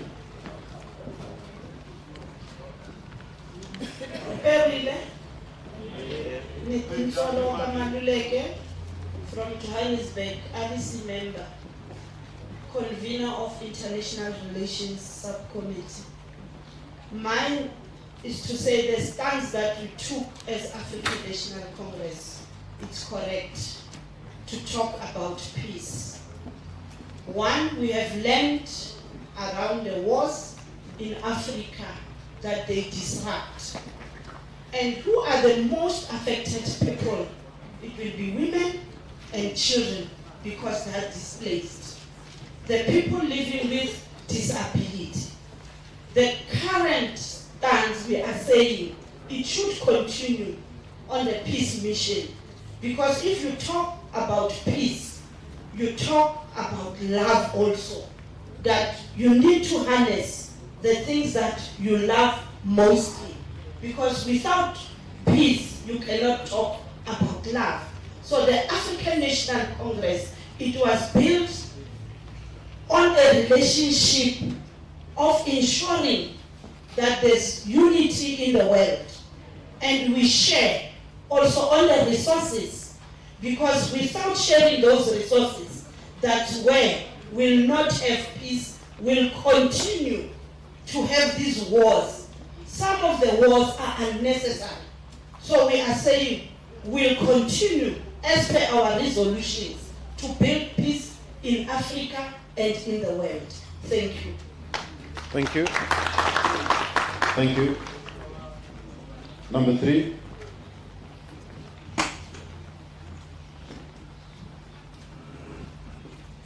Do we have a mic there? Thanks.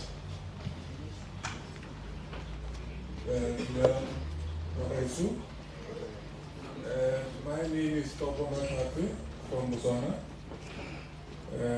As Darasara Road have said, I'm one of the migrants who came to add some value to South Africa. But mine is very simple. It's very simple on two things. One is a statement, and the second one is a question to me, Zulu or Clayton or Clayton. Clayton. Clayton. My apology. One, the first statement is, in Setswana we said we believe that Maruma Suntabewa that war does not bring any peace, whether we like it or not. And provocation by NATO and America by adding more and more military equipment into Ukraine will make it even worse. And there will never be peace anytime soon. We can guarantee, I think let's all agree to that. As long as these things are happening, there will never be peace anytime soon. So number 2 is the question. When South Africa sneezes, the rest of SADC catches the cold. So what has been happening is that, for example, I'm in the business of retail. We buy commodities and products from South Africa. And since the war started, we were happy that COVID was, the COVID thing was coming to an end, even though COVID is not over, but it was coming to an end. But when it ended, then this war thing came. And when it came with consequences. And one of those consequences is the cost of doing business. And for us, because in our business, 90% of our product is sold from South Africa. And ever since the war started, the price of commodities, things like oil, things like wheat flour, things like fuel, those things, the cost just kept going up and up and up. And it's not only Botswana, it's also countries like Zambia, Zimbabwe, the SADC region basically.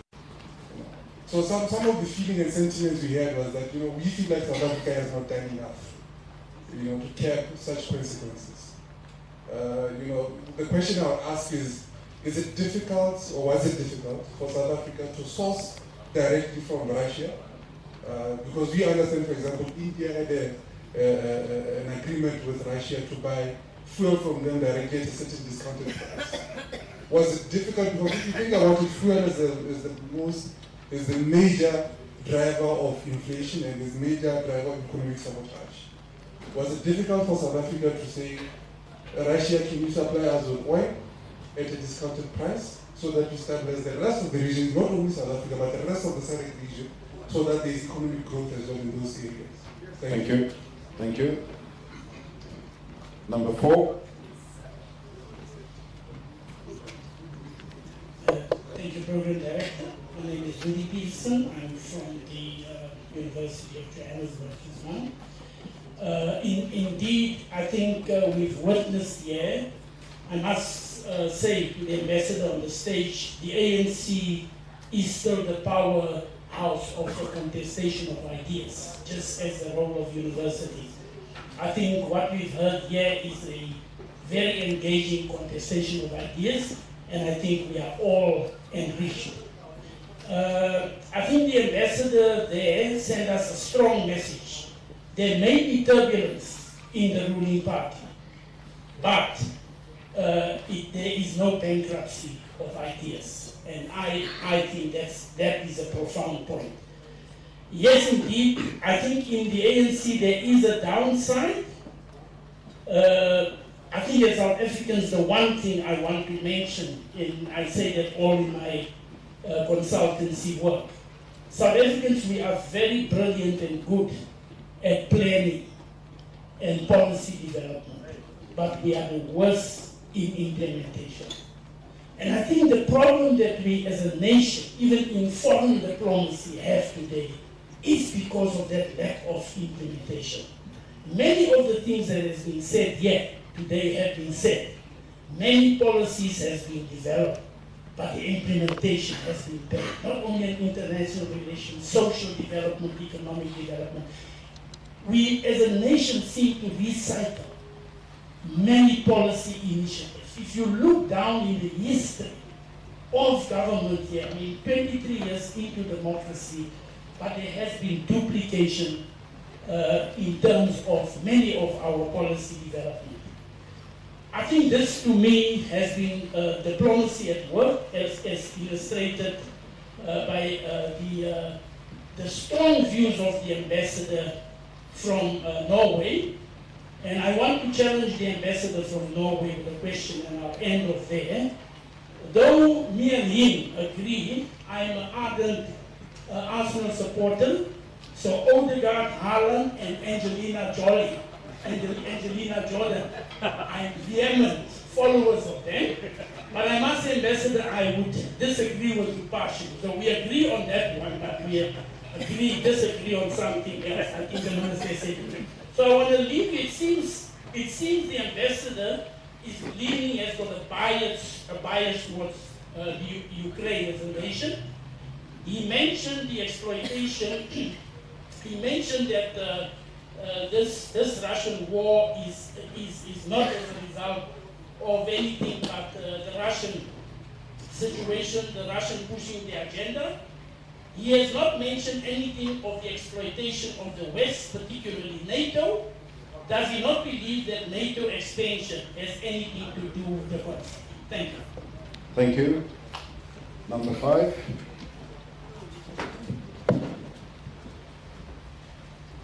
Good evening. My name is Romain Johnson from Radio France.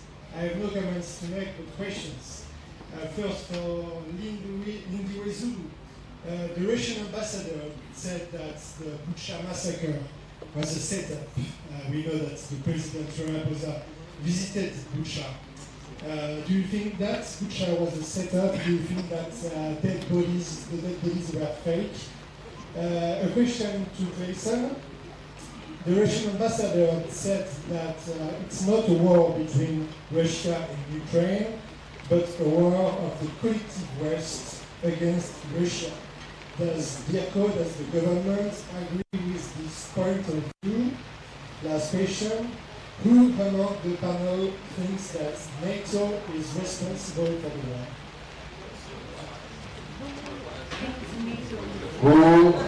Who among the panelists believe that NATO is responsible for this war?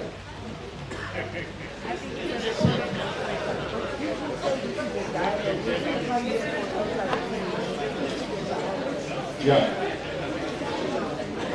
Thank you very much. Can we have the last one before we go back to the panelists here? Thank you. You're okay. Okay. You're fine.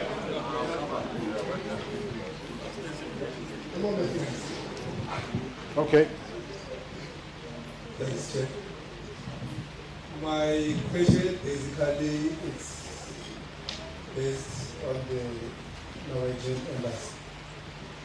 When our leader in Africa go to Ukraine and Russia to seek peace, and you still insist on saying that you support Kyiv with weapons, are you praising for war until when? Because every day what we are seeing, it's people dying. So I believe that at the end of the day, the whole resolution which was taken by ANC for international relations, peace and stability, that is what we must enforce. Thank you. Yeah, you can give the mic to that gentleman. Oh, you've got a mic. Yeah, please go. Good evening, all. I've got just one or two comments. When BRICS was formed,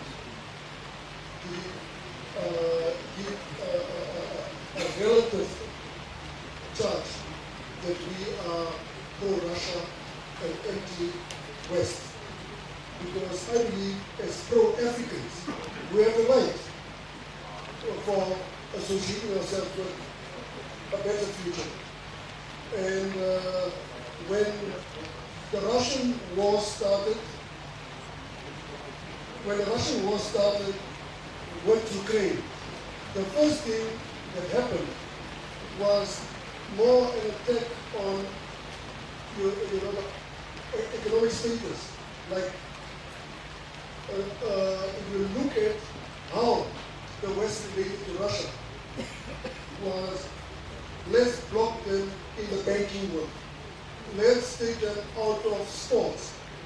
Nothing relative to end the status of how war could influence the whole package. If we look at the BRICS nations, I think it's almost 42% of the world population that's in BRICS now, as we speak.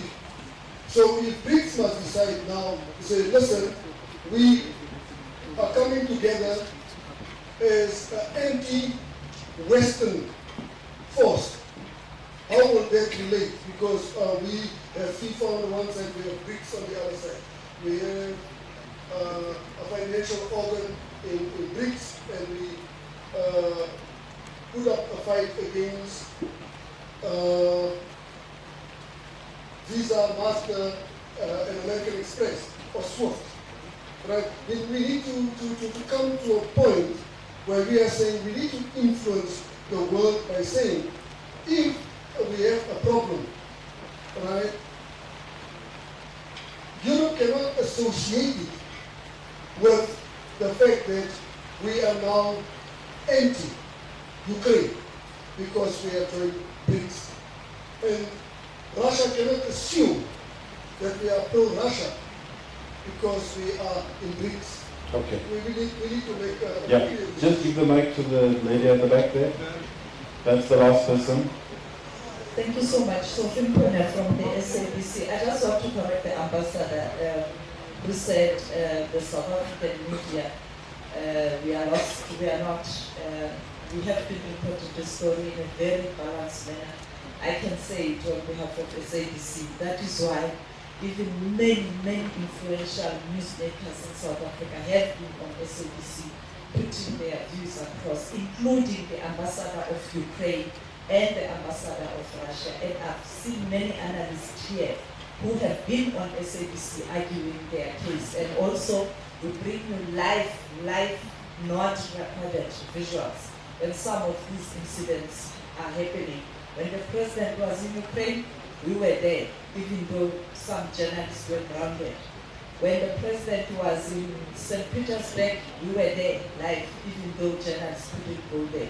My only question to everybody in the House, where to from here, in relation to ensuring that this war does come to an end, particularly the ambassador of Norway, okay, who is part of NATO, and the ambassador of Russia.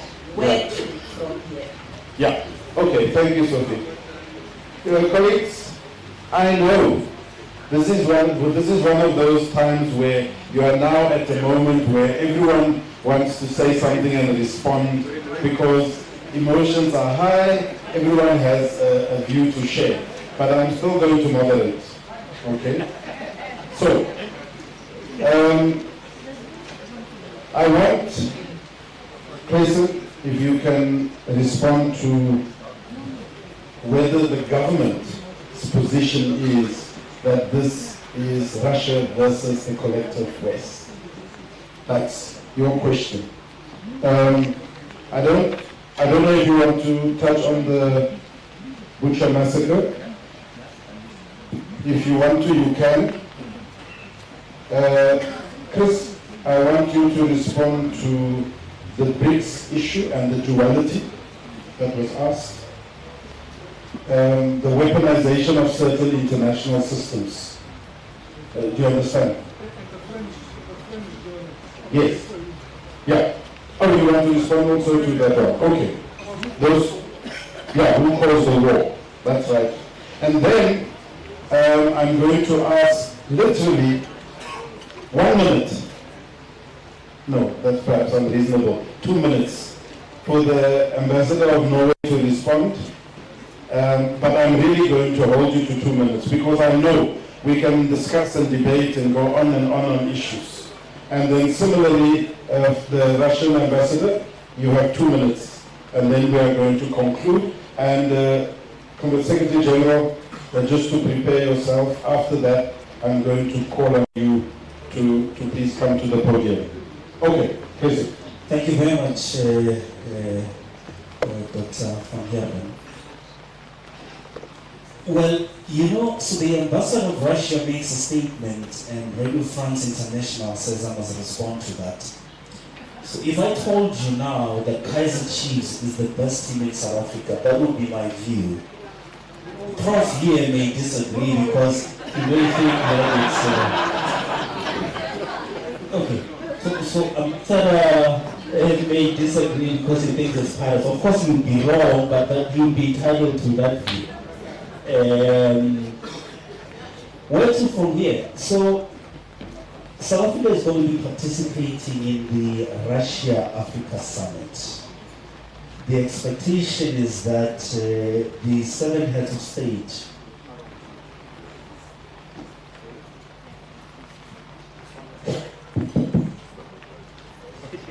sabotage.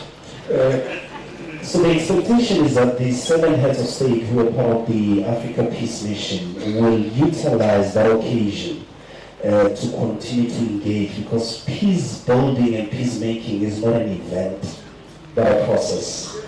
We have started the process in South Africa, and we are intentional in continuing with this process because we think the war must end because of the implications that everybody has spoken about. President Zelensky has proposed the idea of a Ukraine-Africa engagement as well. Of course, one of the options would be that in the mid-year summit of the African Union, he may be invited to come and address the African Union. That's one of the options that's been explored. The 7 heads of state have agreed in principle that there must be a platform for Ukraine to also engage with the continent in the manner that Russia is going to engage with the continent as part of the Russia-Africa Summit. So South Africa is determined to continue with this process because we think that we have to do everything possible to bring peace to bear.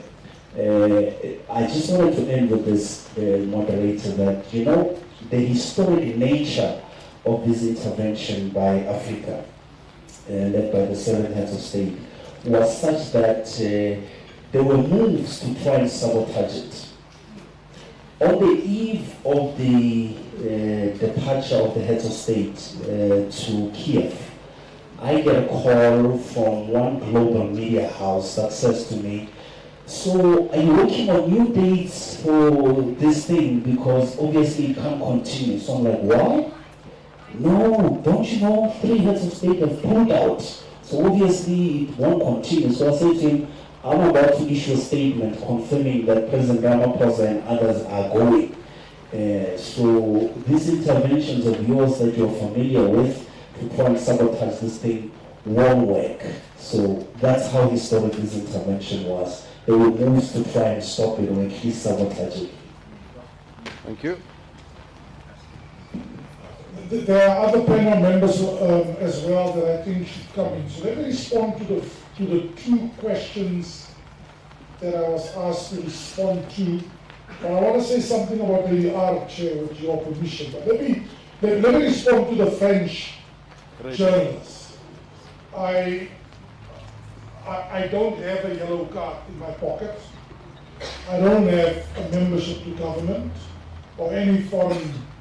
So I speak as a loyal cadre of the University of Johannesburg. I put it to you that on several occasions in the last 30 years that NATO was a direct threat to international peace and security. I come back to 2011. A no-fly zone is declared over Libya. America and your country go and awash Libya with weapons. Almost 12 years later, it's a destabilized, utterly destabilized country without a government. Your direct question. And it's actually a nice short quote. NATO triggered the war. President Putin started the war. I want to go on record and say right in front of the Russian ambassador, those 5 stages of expansion that President Putin has been warning since 2001, NATO turned a blind eye. This war was indeed, Ambassador, you are correct, inevitable. If you pose an existential threat to a state, don't be surprised that that state is willing to pay the ultimate price in international relations by going to war. I want to go a step further in conclusion. I think we're now beyond NATO pushing to the frontiers of Russia. The project has now become regime change in Russia in order to make Russia a part of the West. And how do you do it? You trigger internal revolt and you exploit the resentment of the people to bring about a revolt.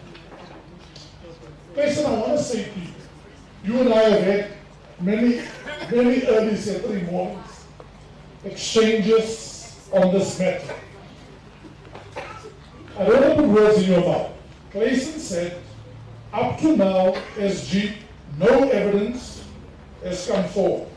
You then made a very important statement, Clayson, to say, according to the Conventional Arms, the Conventional Arms Control Committee,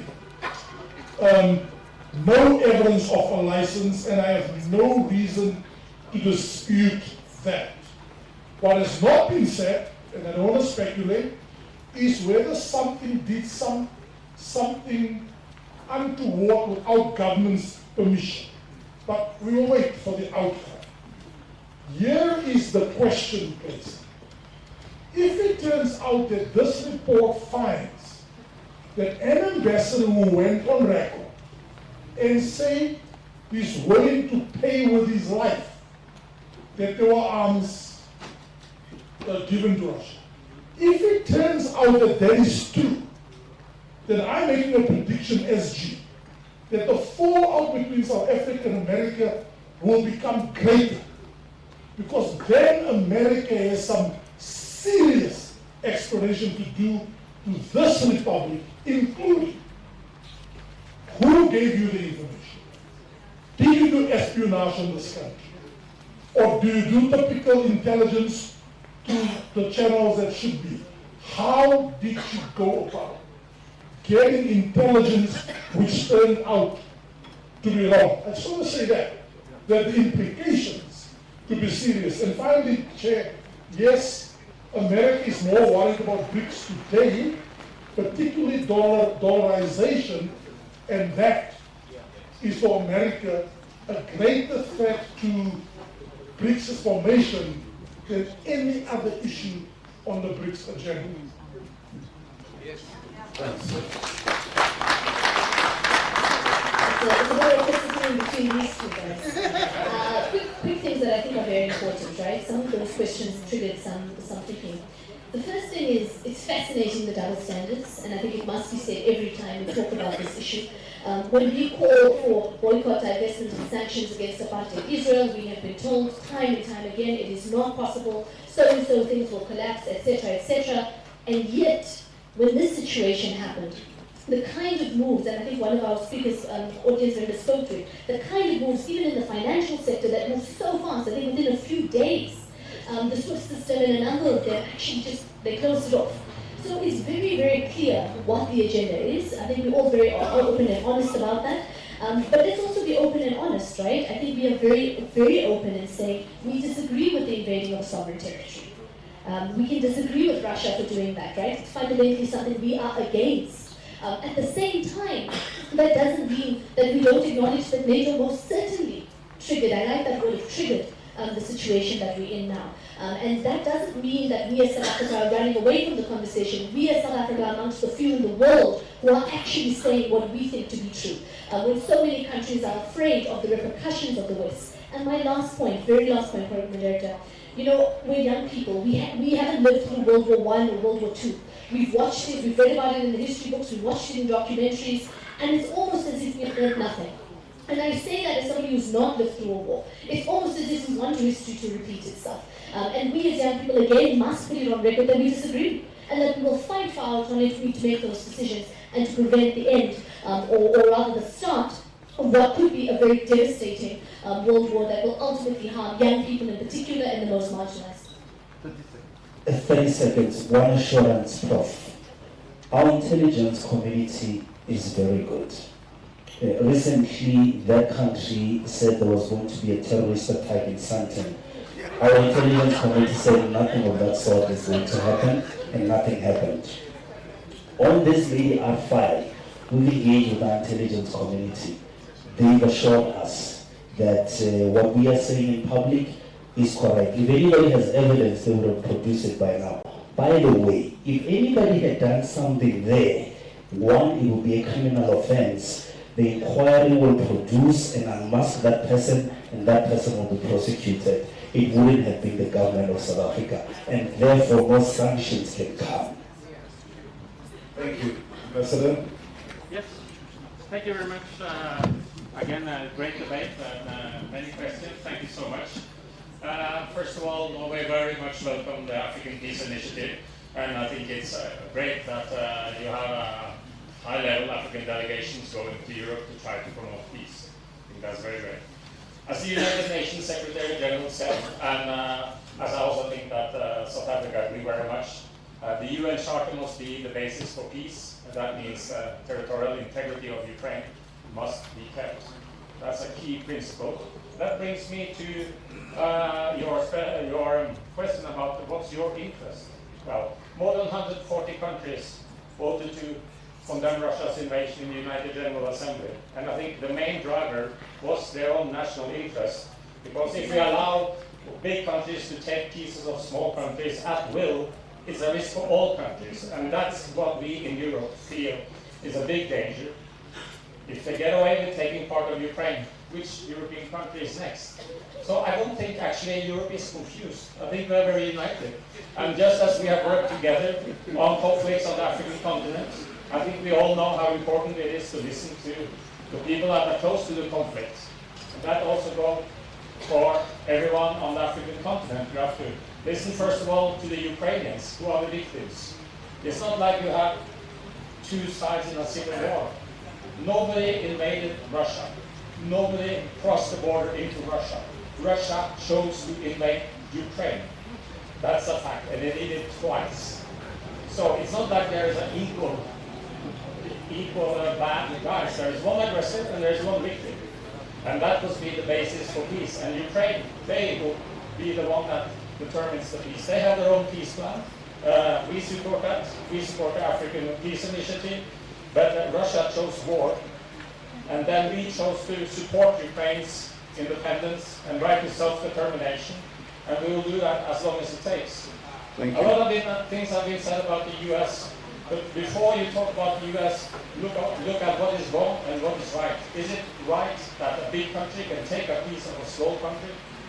Is that the world you want to live in? For Norway, that's just clear. No, we are finished with that. Thank you. Ambassador? Sorry, Ambassador, if you... Ambassador, can you please give the mic to the Ambassador? Thank you. This is a very symbolic gesture, yes.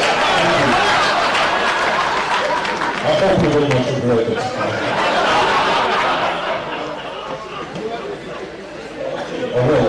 There is a number of issues that I would like to respond to. First of all, about peace and invasion and aggression and so on and so forth.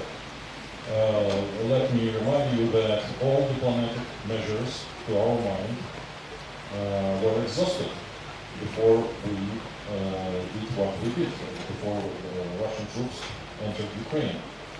Let me remind you, France International in particular, that people who negotiated the Minsk agreements in 2015, including French President François Hollande, but also Chancellor Angela Merkel and President Putin and President Lukashenko and the then President of Ukraine Poroshenko. You can perhaps remember these dramatic footage when presidents remained throughout the night and negotiated themselves the agreements between Ukraine on the one side and Donetsk and Lugansk People's Republic.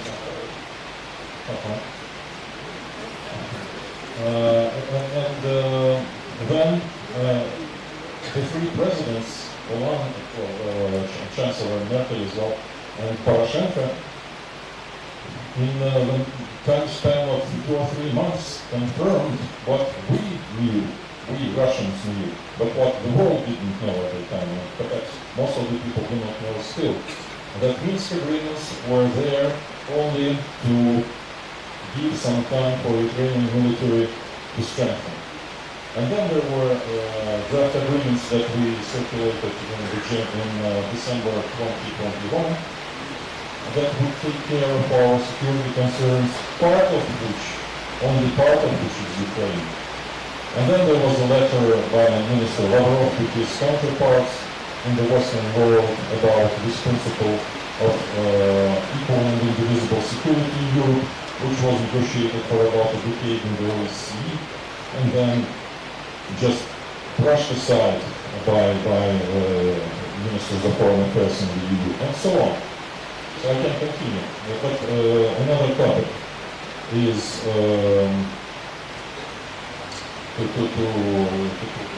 Norwegian colleague. I never insisted that you wrote a piece that so shamelessly, as I said, exposed repeated this lie about Russian military using sexual violence as a means of warfare. You did it. You signed it. Yes. Thank you. Thank you. Good. I'm glad. Very clear. And then yet another subject matter about the African mediation mission. I wasn't asked about it, but I should say that we welcome the effort. You saw how cordially and in a friendly atmosphere went the negotiations in St. Petersburg. Now my colleague and friend Weston Maniela cited Ukrainian ambassador about that, but there is another quotation. I mean, there should not be hyperinflated expectations, because this is a Herculean task, in fact. And the problem will be on the Ukrainian side, because they are not allowed by their patrons to negotiate with us. We already have been just that close from the peace agreement in late in March, early April 2022, last year. And then all of a sudden, Ukrainian delegation in the afternoon simply left the scene, left Istanbul. It was there with the mediation of Turkey.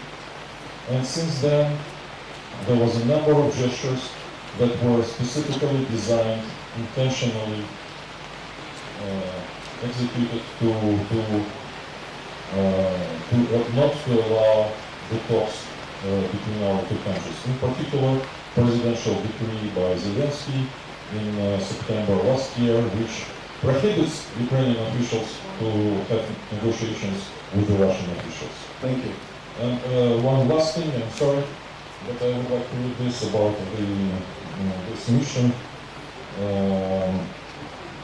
And I quote Zelensky's advisor Podolyak, who said, African leaders had neither the capability nor the power to get involved in matters they knew nothing about. This was beyond their understanding. I will leave you with that. Food for thought. Okay. Thank you very much. I'd like to now take this opportunity. Thank you everyone for those comments and for those inputs. I want to call on the Secretary General to come and share a few words with us. And remember, as you listening to the people, we are talking of a vision of peace.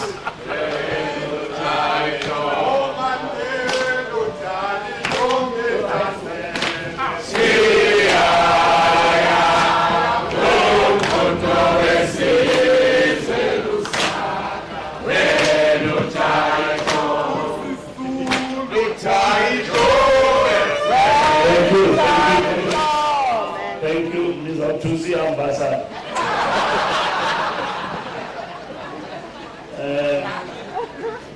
You will make ambassadors to run away. Thank you very much, esteemed guests, panelists, diplomats, intellectuals, academia, members of the ANC, Program Director, Dr.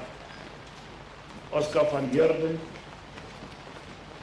ladies and gentlemen of the media who honored this platform of the ANC dialogue by covering this platform live on all channels and platforms.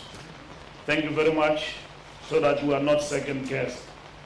So you have seen we have not called a platform of friends who agree among themselves. What was interesting was the dialogue between Europe, Russia, and Norway.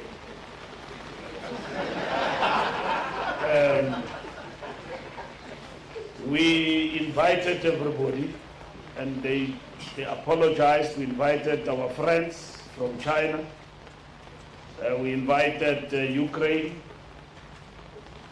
and we are honored by a number of African ambassadors present here today. We invited the diplomats here at home and academia to share perspective on what is happening, because here in South Africa, the national debate has shrunk and died. It's reduced to trending on social media, Twitter. Over and above about 140 characters and more, increased by Elon Musk. And then they define a whole set of complex issues. What should be our attitude towards? There is no debate. When President Mbeki writes a letter, is leaked, people don't debate the content. They attack the former president. And I say to ANC members, and they say I must not say I'm still in the ministry mindset, Minister of Transport. So we say as the organization to our members, it cannot be when there is a debate, you kill it with insults and threatening people. You allow the debate, you engage. And that is what the ANC have taught us over the years. And once more, I want to thank our panelists and everybody, and a good round of applause and everybody. This is our second dialogue. We had the first dialogue on the electricity.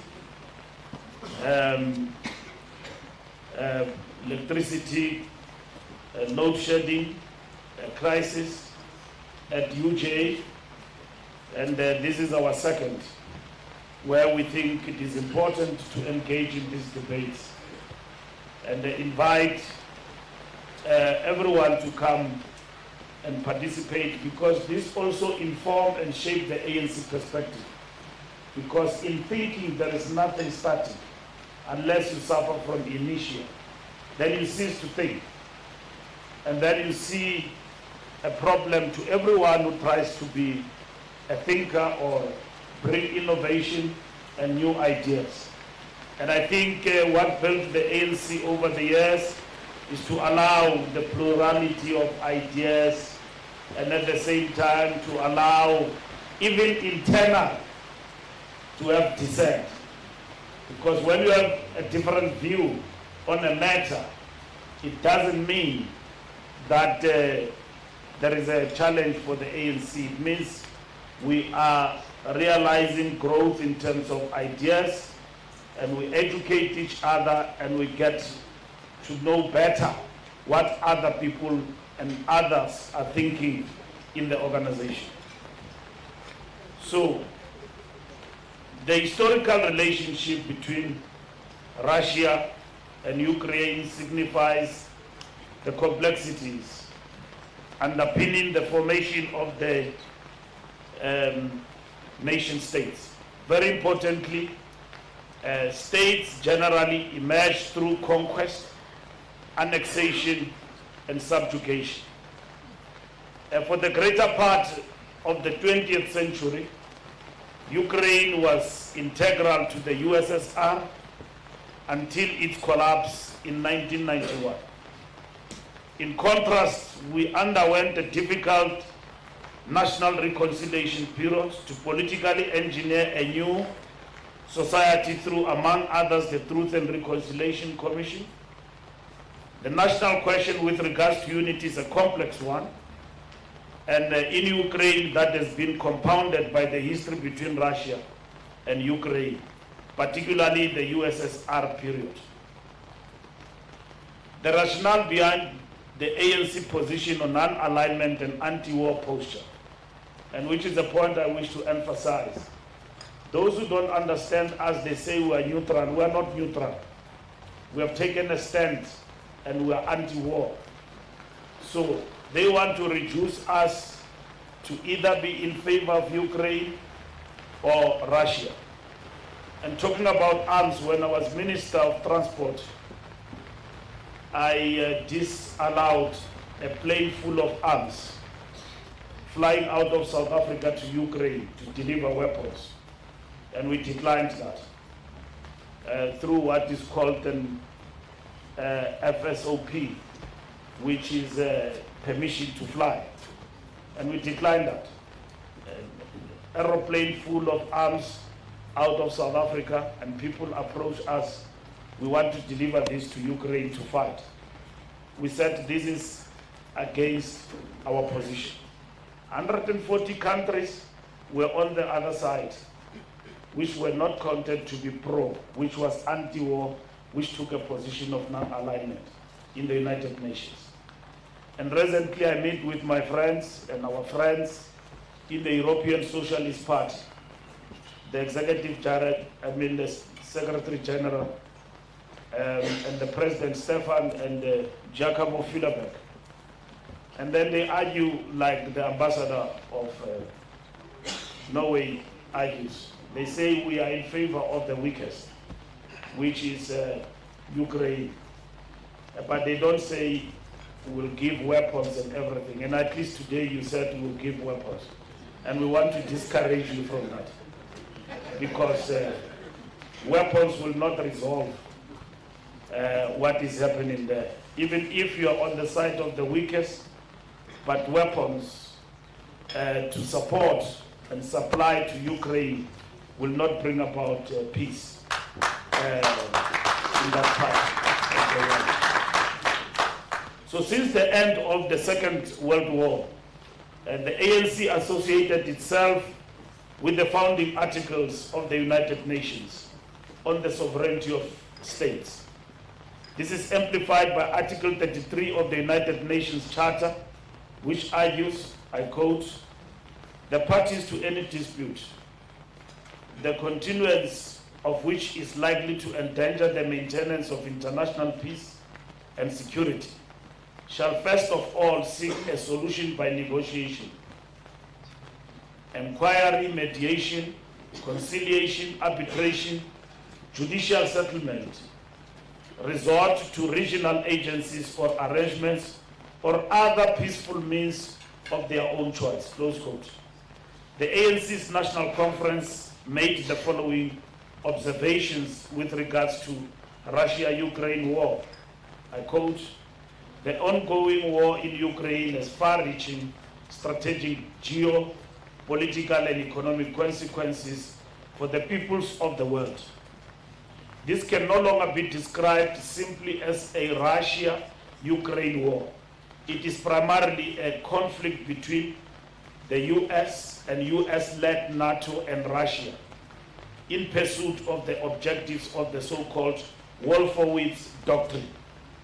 So what is Wolfowitz Doctrine? According to this doctrine, the United States should not allow that any country in the world should have the possibility in the post-Cold War period to challenge US interests, especially its hegemony. In this regard, the US geopolitical strategy has identified Russia and China as the two powers that must be contained, according to the Wolfowitz Doctrine, which undergirds the United States foreign policy. Now that made the ambassador of America to have nightmares, which is this particular assertion that is made by the ANC National Conference. Now, our non-alignment does not mean being impartial on matters of justice. However, non-alignment remains relevant globally because many countries resolved that the agenda informing proxy wars by the big powers does not represent their aspirations, South Africa included.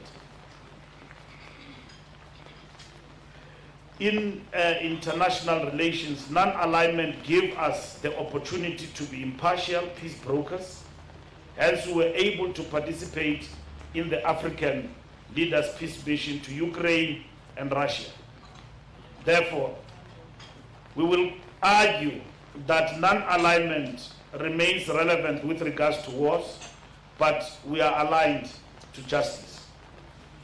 Part of what has come out in the international context as the consequence of Russia-Ukraine war has been the ICC verdict against President Putin. The pacifist policy posture by the ANC is not new. We have, as an organization, taken similar stances, premised on the sovereignty of states as per the United Nations Charter in this regard. Even our struggle against apartheid was peaceful until repression reached intolerable levels and we were forced into engaging in military combat against the apartheid regime. And that is why we have called for cessation of hostilities and granting of sovereignty to the peoples of Western Sahara, Palestine, and the democratization of Eswatini, and in all these instances through peaceful means. We have been opposed to wars in Iraq, Afghanistan, Sudan, Libya, Ethiopia, and so forth. It is also against this backdrop that we stand opposed to the Cuban blockade, which undermines the sovereignty of that country on self-determination. We advocate for peace because that was the DNA of our political breakthrough in South Africa. And when war and repression failed, it was negotiated settlement that enabled democracy in South Africa. On the African Peace Initiative, President Cyril Ramaphosa participated in the African Leaders' Peace Mission, meeting with both President Zelensky and President Putin to try and end the war as a matter of agency. President Ramaphosa briefed us on the peace mission and that it was by and large a success. And the Clayson Munyela have actually given details of that today in the panel, particularly to the extent that the message of peace was effectively communicated to both leaders. The African leaders presented the 10-point plan, which among others highlighted the negative impact the war was having not only on the people of Ukraine and Russia, but other regions such as in Africa where food security has been compromised. This flies against the propaganda suggesting that because we belong to BRICS together with Russia, we are therefore pro-Russia in the conflict. South Africa's stance is that of anti-war, hence we call on de-escalation across the board. Our approach in solidarity with the like-minded African countries will strengthen the resolve on multilateral institutions as arbiters on the conflicts as opposed to unilateral military actions. This African leaders' peace mission put Africa on the world map as champion for peaceful resolution of conflicts. And I heard the ambassador when he was speaking and saying that the African leaders go to Europe to solve the conflict. That conflict is messing us up here in the African continent and globally. And it was important for Africa to take a stand. And we as Africa, we are behind that particular mission as undertaken by our leaders. And we're very much encouraged by our leaders in France this past week speaking in one voice. And the message that coming out, we are not beggars. We are not beggars. And that is the message that come out in financial institutions as they democratize. We too must be given our standing. It must not be because we are made favors. And our president spoke at length about COVID-19, about the vaccines, and everything else that comes our way from President Mbeki till today. When I saw these leaders speaking, and we saw them as young African leaders, we were encouraged that we are back on the African Renaissance agenda. And that is what we want from our leaders. We don't want sheepish leaders who sell out our continent and compromise on the fundamentals. Even if we can be one, espousing non-alignment will stay non-aligned, non-aligned, because that is the principle we are prepared to stand for. We will not be hoodwinked, and neither we will be bullied into taking up positions that does not resonate with what South Africa represents, with what Africa represents. And that is why we stand for this particular position. There is no doubt that the Ukraine-Russia war, the Russia-Ukraine war, signifies the complex evolution of the Ukrainian state and its historical links with Russia, including the years of USSR. And the professor elaborated on this very well in the panel. The Russia-Ukraine war also signifies the proxy war that the West has fought with the USSR during the Cold War and Russia post the collapse of the Soviet Union. While some may insist the Cold War is dead, there is no doubt that the war has been fueled partly by external geopolitical factors that can be attributed to the legacy of the Cold War with regards to encroachment. We must not be naive. We must ask the question, who stand to benefit for the continuation of this war? And that is the fundamental question that we must ask, and it must be answered. While some may insist, like we said, that the Cold War is dead, we say it is not. Inasmuch as the US could protest military presence of either Russia or China in Cuba, For the same reasons that we have the challenges of Ukraine, joining NATO as well as the US, China, stand over the South China Seas, mainly evolving around Taiwan. I saw Secretary of State Blinken in Russia. We just arrived with David Makura from Russia. No, from China, sorry.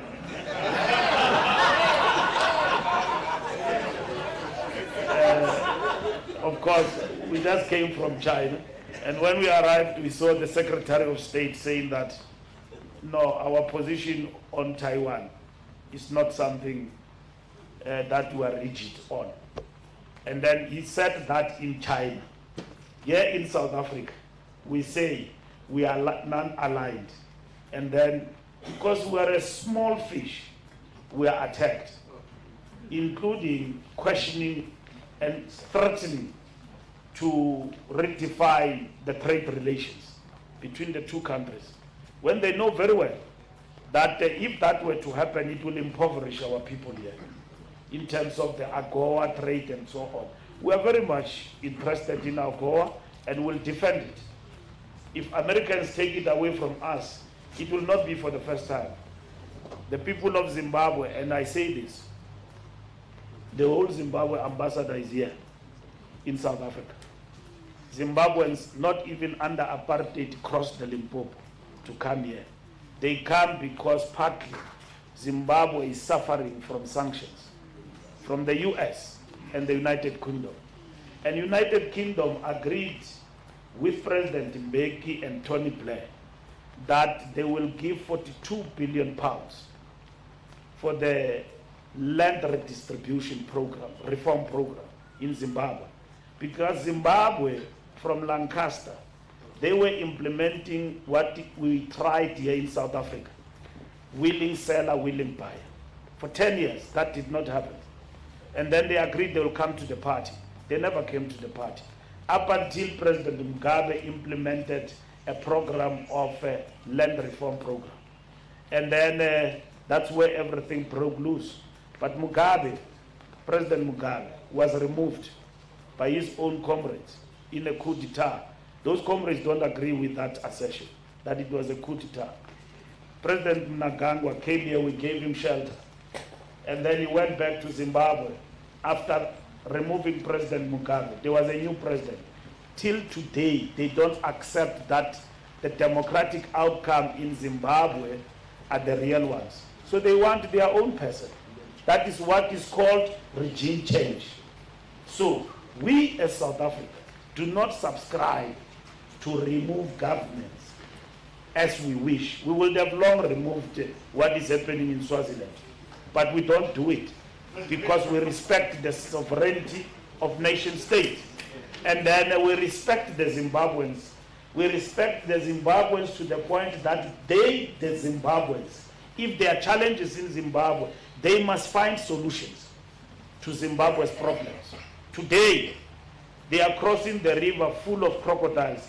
Zimbabwean people, undocumented in our country, simply because the Zimbabwean economy has collapsed and exacerbated also by sanctions. That's the topic nobody wants to have. In as much as all of these things are actually happening, it is important for us that we guarantee the sovereignty of nation states. And when America changes its tune with regard to Taiwan and going to China and so on, it means these are two superpowers that respect each other. But we, here in South Africa, with our position, with regard to what must happen in Ukraine, we must suffer. And we must be threatened with sanctions and all of those things. That must actually happen. We must be accused that we have given Russia weapons, even though that is a joke, because we need weapons from Russia, other than the other way around. Because what weapons will we give to Russia? Roy Falk. I mean, that is what we can give to them. So we need more weapons. We will need weapons from Russia rather than us giving them weapons. So we know, even post the Cold War, Russia Federation have built a biggest capacity of war weapons of war in their country. And the world knows that, even everybody else knows that. So our position with regard to non-alignment is a position, historical position, it's principled, and we are prepared to stand for that. The test to global peace will be on how the international community navigate these geopolitical realities, with ever tilting balance of power signified by the rise of China as a superpower, amongst others. As the ANC will reiterate the message conveyed to Russia and Ukraine by the African leaders, that the war must be ended as a matter of urgency. In this regard, we call on all other countries to desist from fueling the conflict through military support, either to Ukraine or to Russia, instead of utilizing multilateral platforms to end the war. It was against this backdrop that we're dismayed when allegations were made that we could have exported military weapons to Russia, besides the absurdity of the claims, as in fact we need weapons from Russia and not the other way around. And that is what we believe as the ANC we need to stand for in relation to the conflict of Russia-Ukraine. And we want to applaud the African leaders' mission and everyone else who work for peace in Russia-Ukraine conflict. Thank you very much.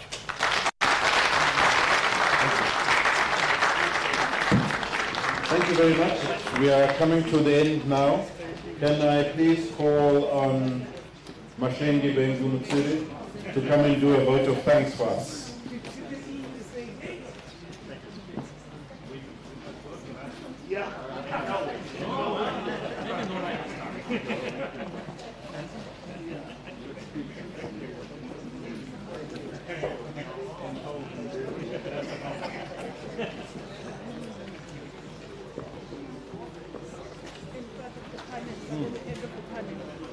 Thank you.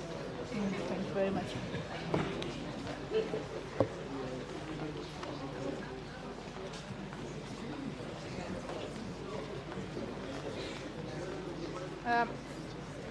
Thank you very much.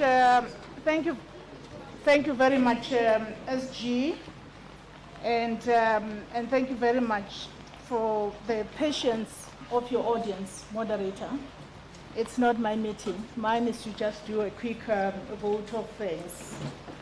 And in that particular order, I want to start off by acknowledging our panel, and who has really stayed the course. The SG has been acknowledged.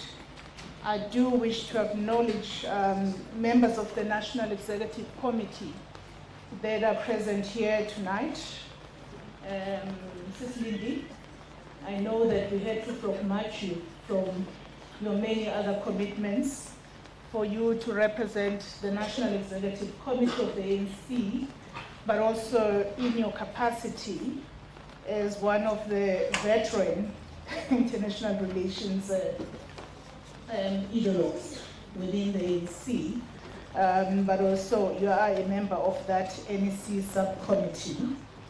And I also just do want to acknowledge Comrade David Makura. I don't see him here now, but oh, he's still here.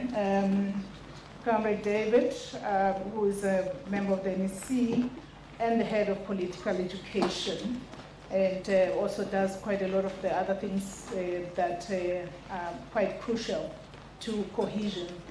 One of the difficult things it does is managing our coalitions framework. I know he doesn't like that role, but he's been assigned the role of managing how we're dealing with political coalitions in the country, in line with the positions of the ANC. I also just want to acknowledge the members of the Provincial Executive Committee in our host province of Gauteng. Those who are here, Comrade Pismabe and others, I hope you're still in the platform. We've run over time. And, but I suspect that South Africans are hungry for dialogue with the ANC. And perhaps it's a good thing. No Bala Jigelele. South Africans are hungry for dialogue. They want to engage, you know, and maybe that's why we've run out, over time. So acknowledgements to comrades from our PEC, and many thanks for their support in the hosting of this dialogue, which will form part of a series of dialogues that we're going to be having from today and going forward.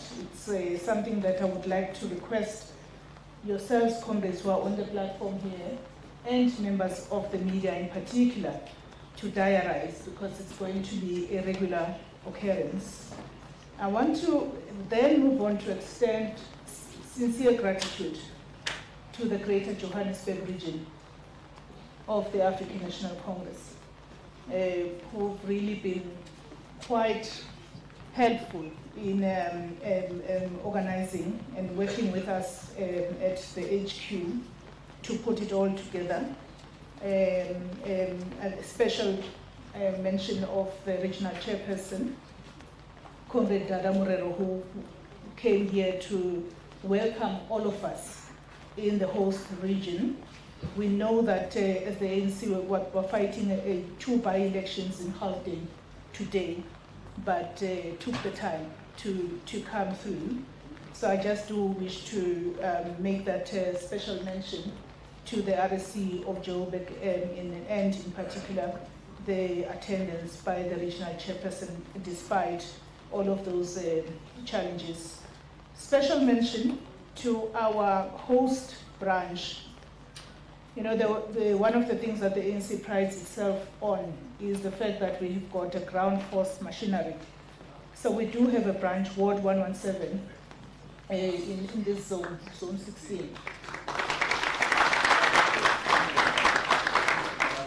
So if you grew up in the ANC, you know that nothing that you do gets done unless you know the power of the branch.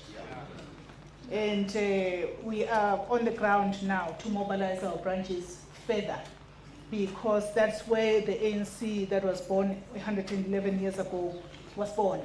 So I wanted to just say that and appreciate the leadership of the branch, led by Comrade Africa, and I won't mention the names in the interest of time. And again, gratitude to the Youth League, which is in the process of being revived in a serious manner, and I appreciate your presence here as a team, and the Women's League, the Veterans League. I've seen a lot of our veterans. Of course, one of our veterans is Babu Uwelile is here. And of course, I'm from including the young veteran,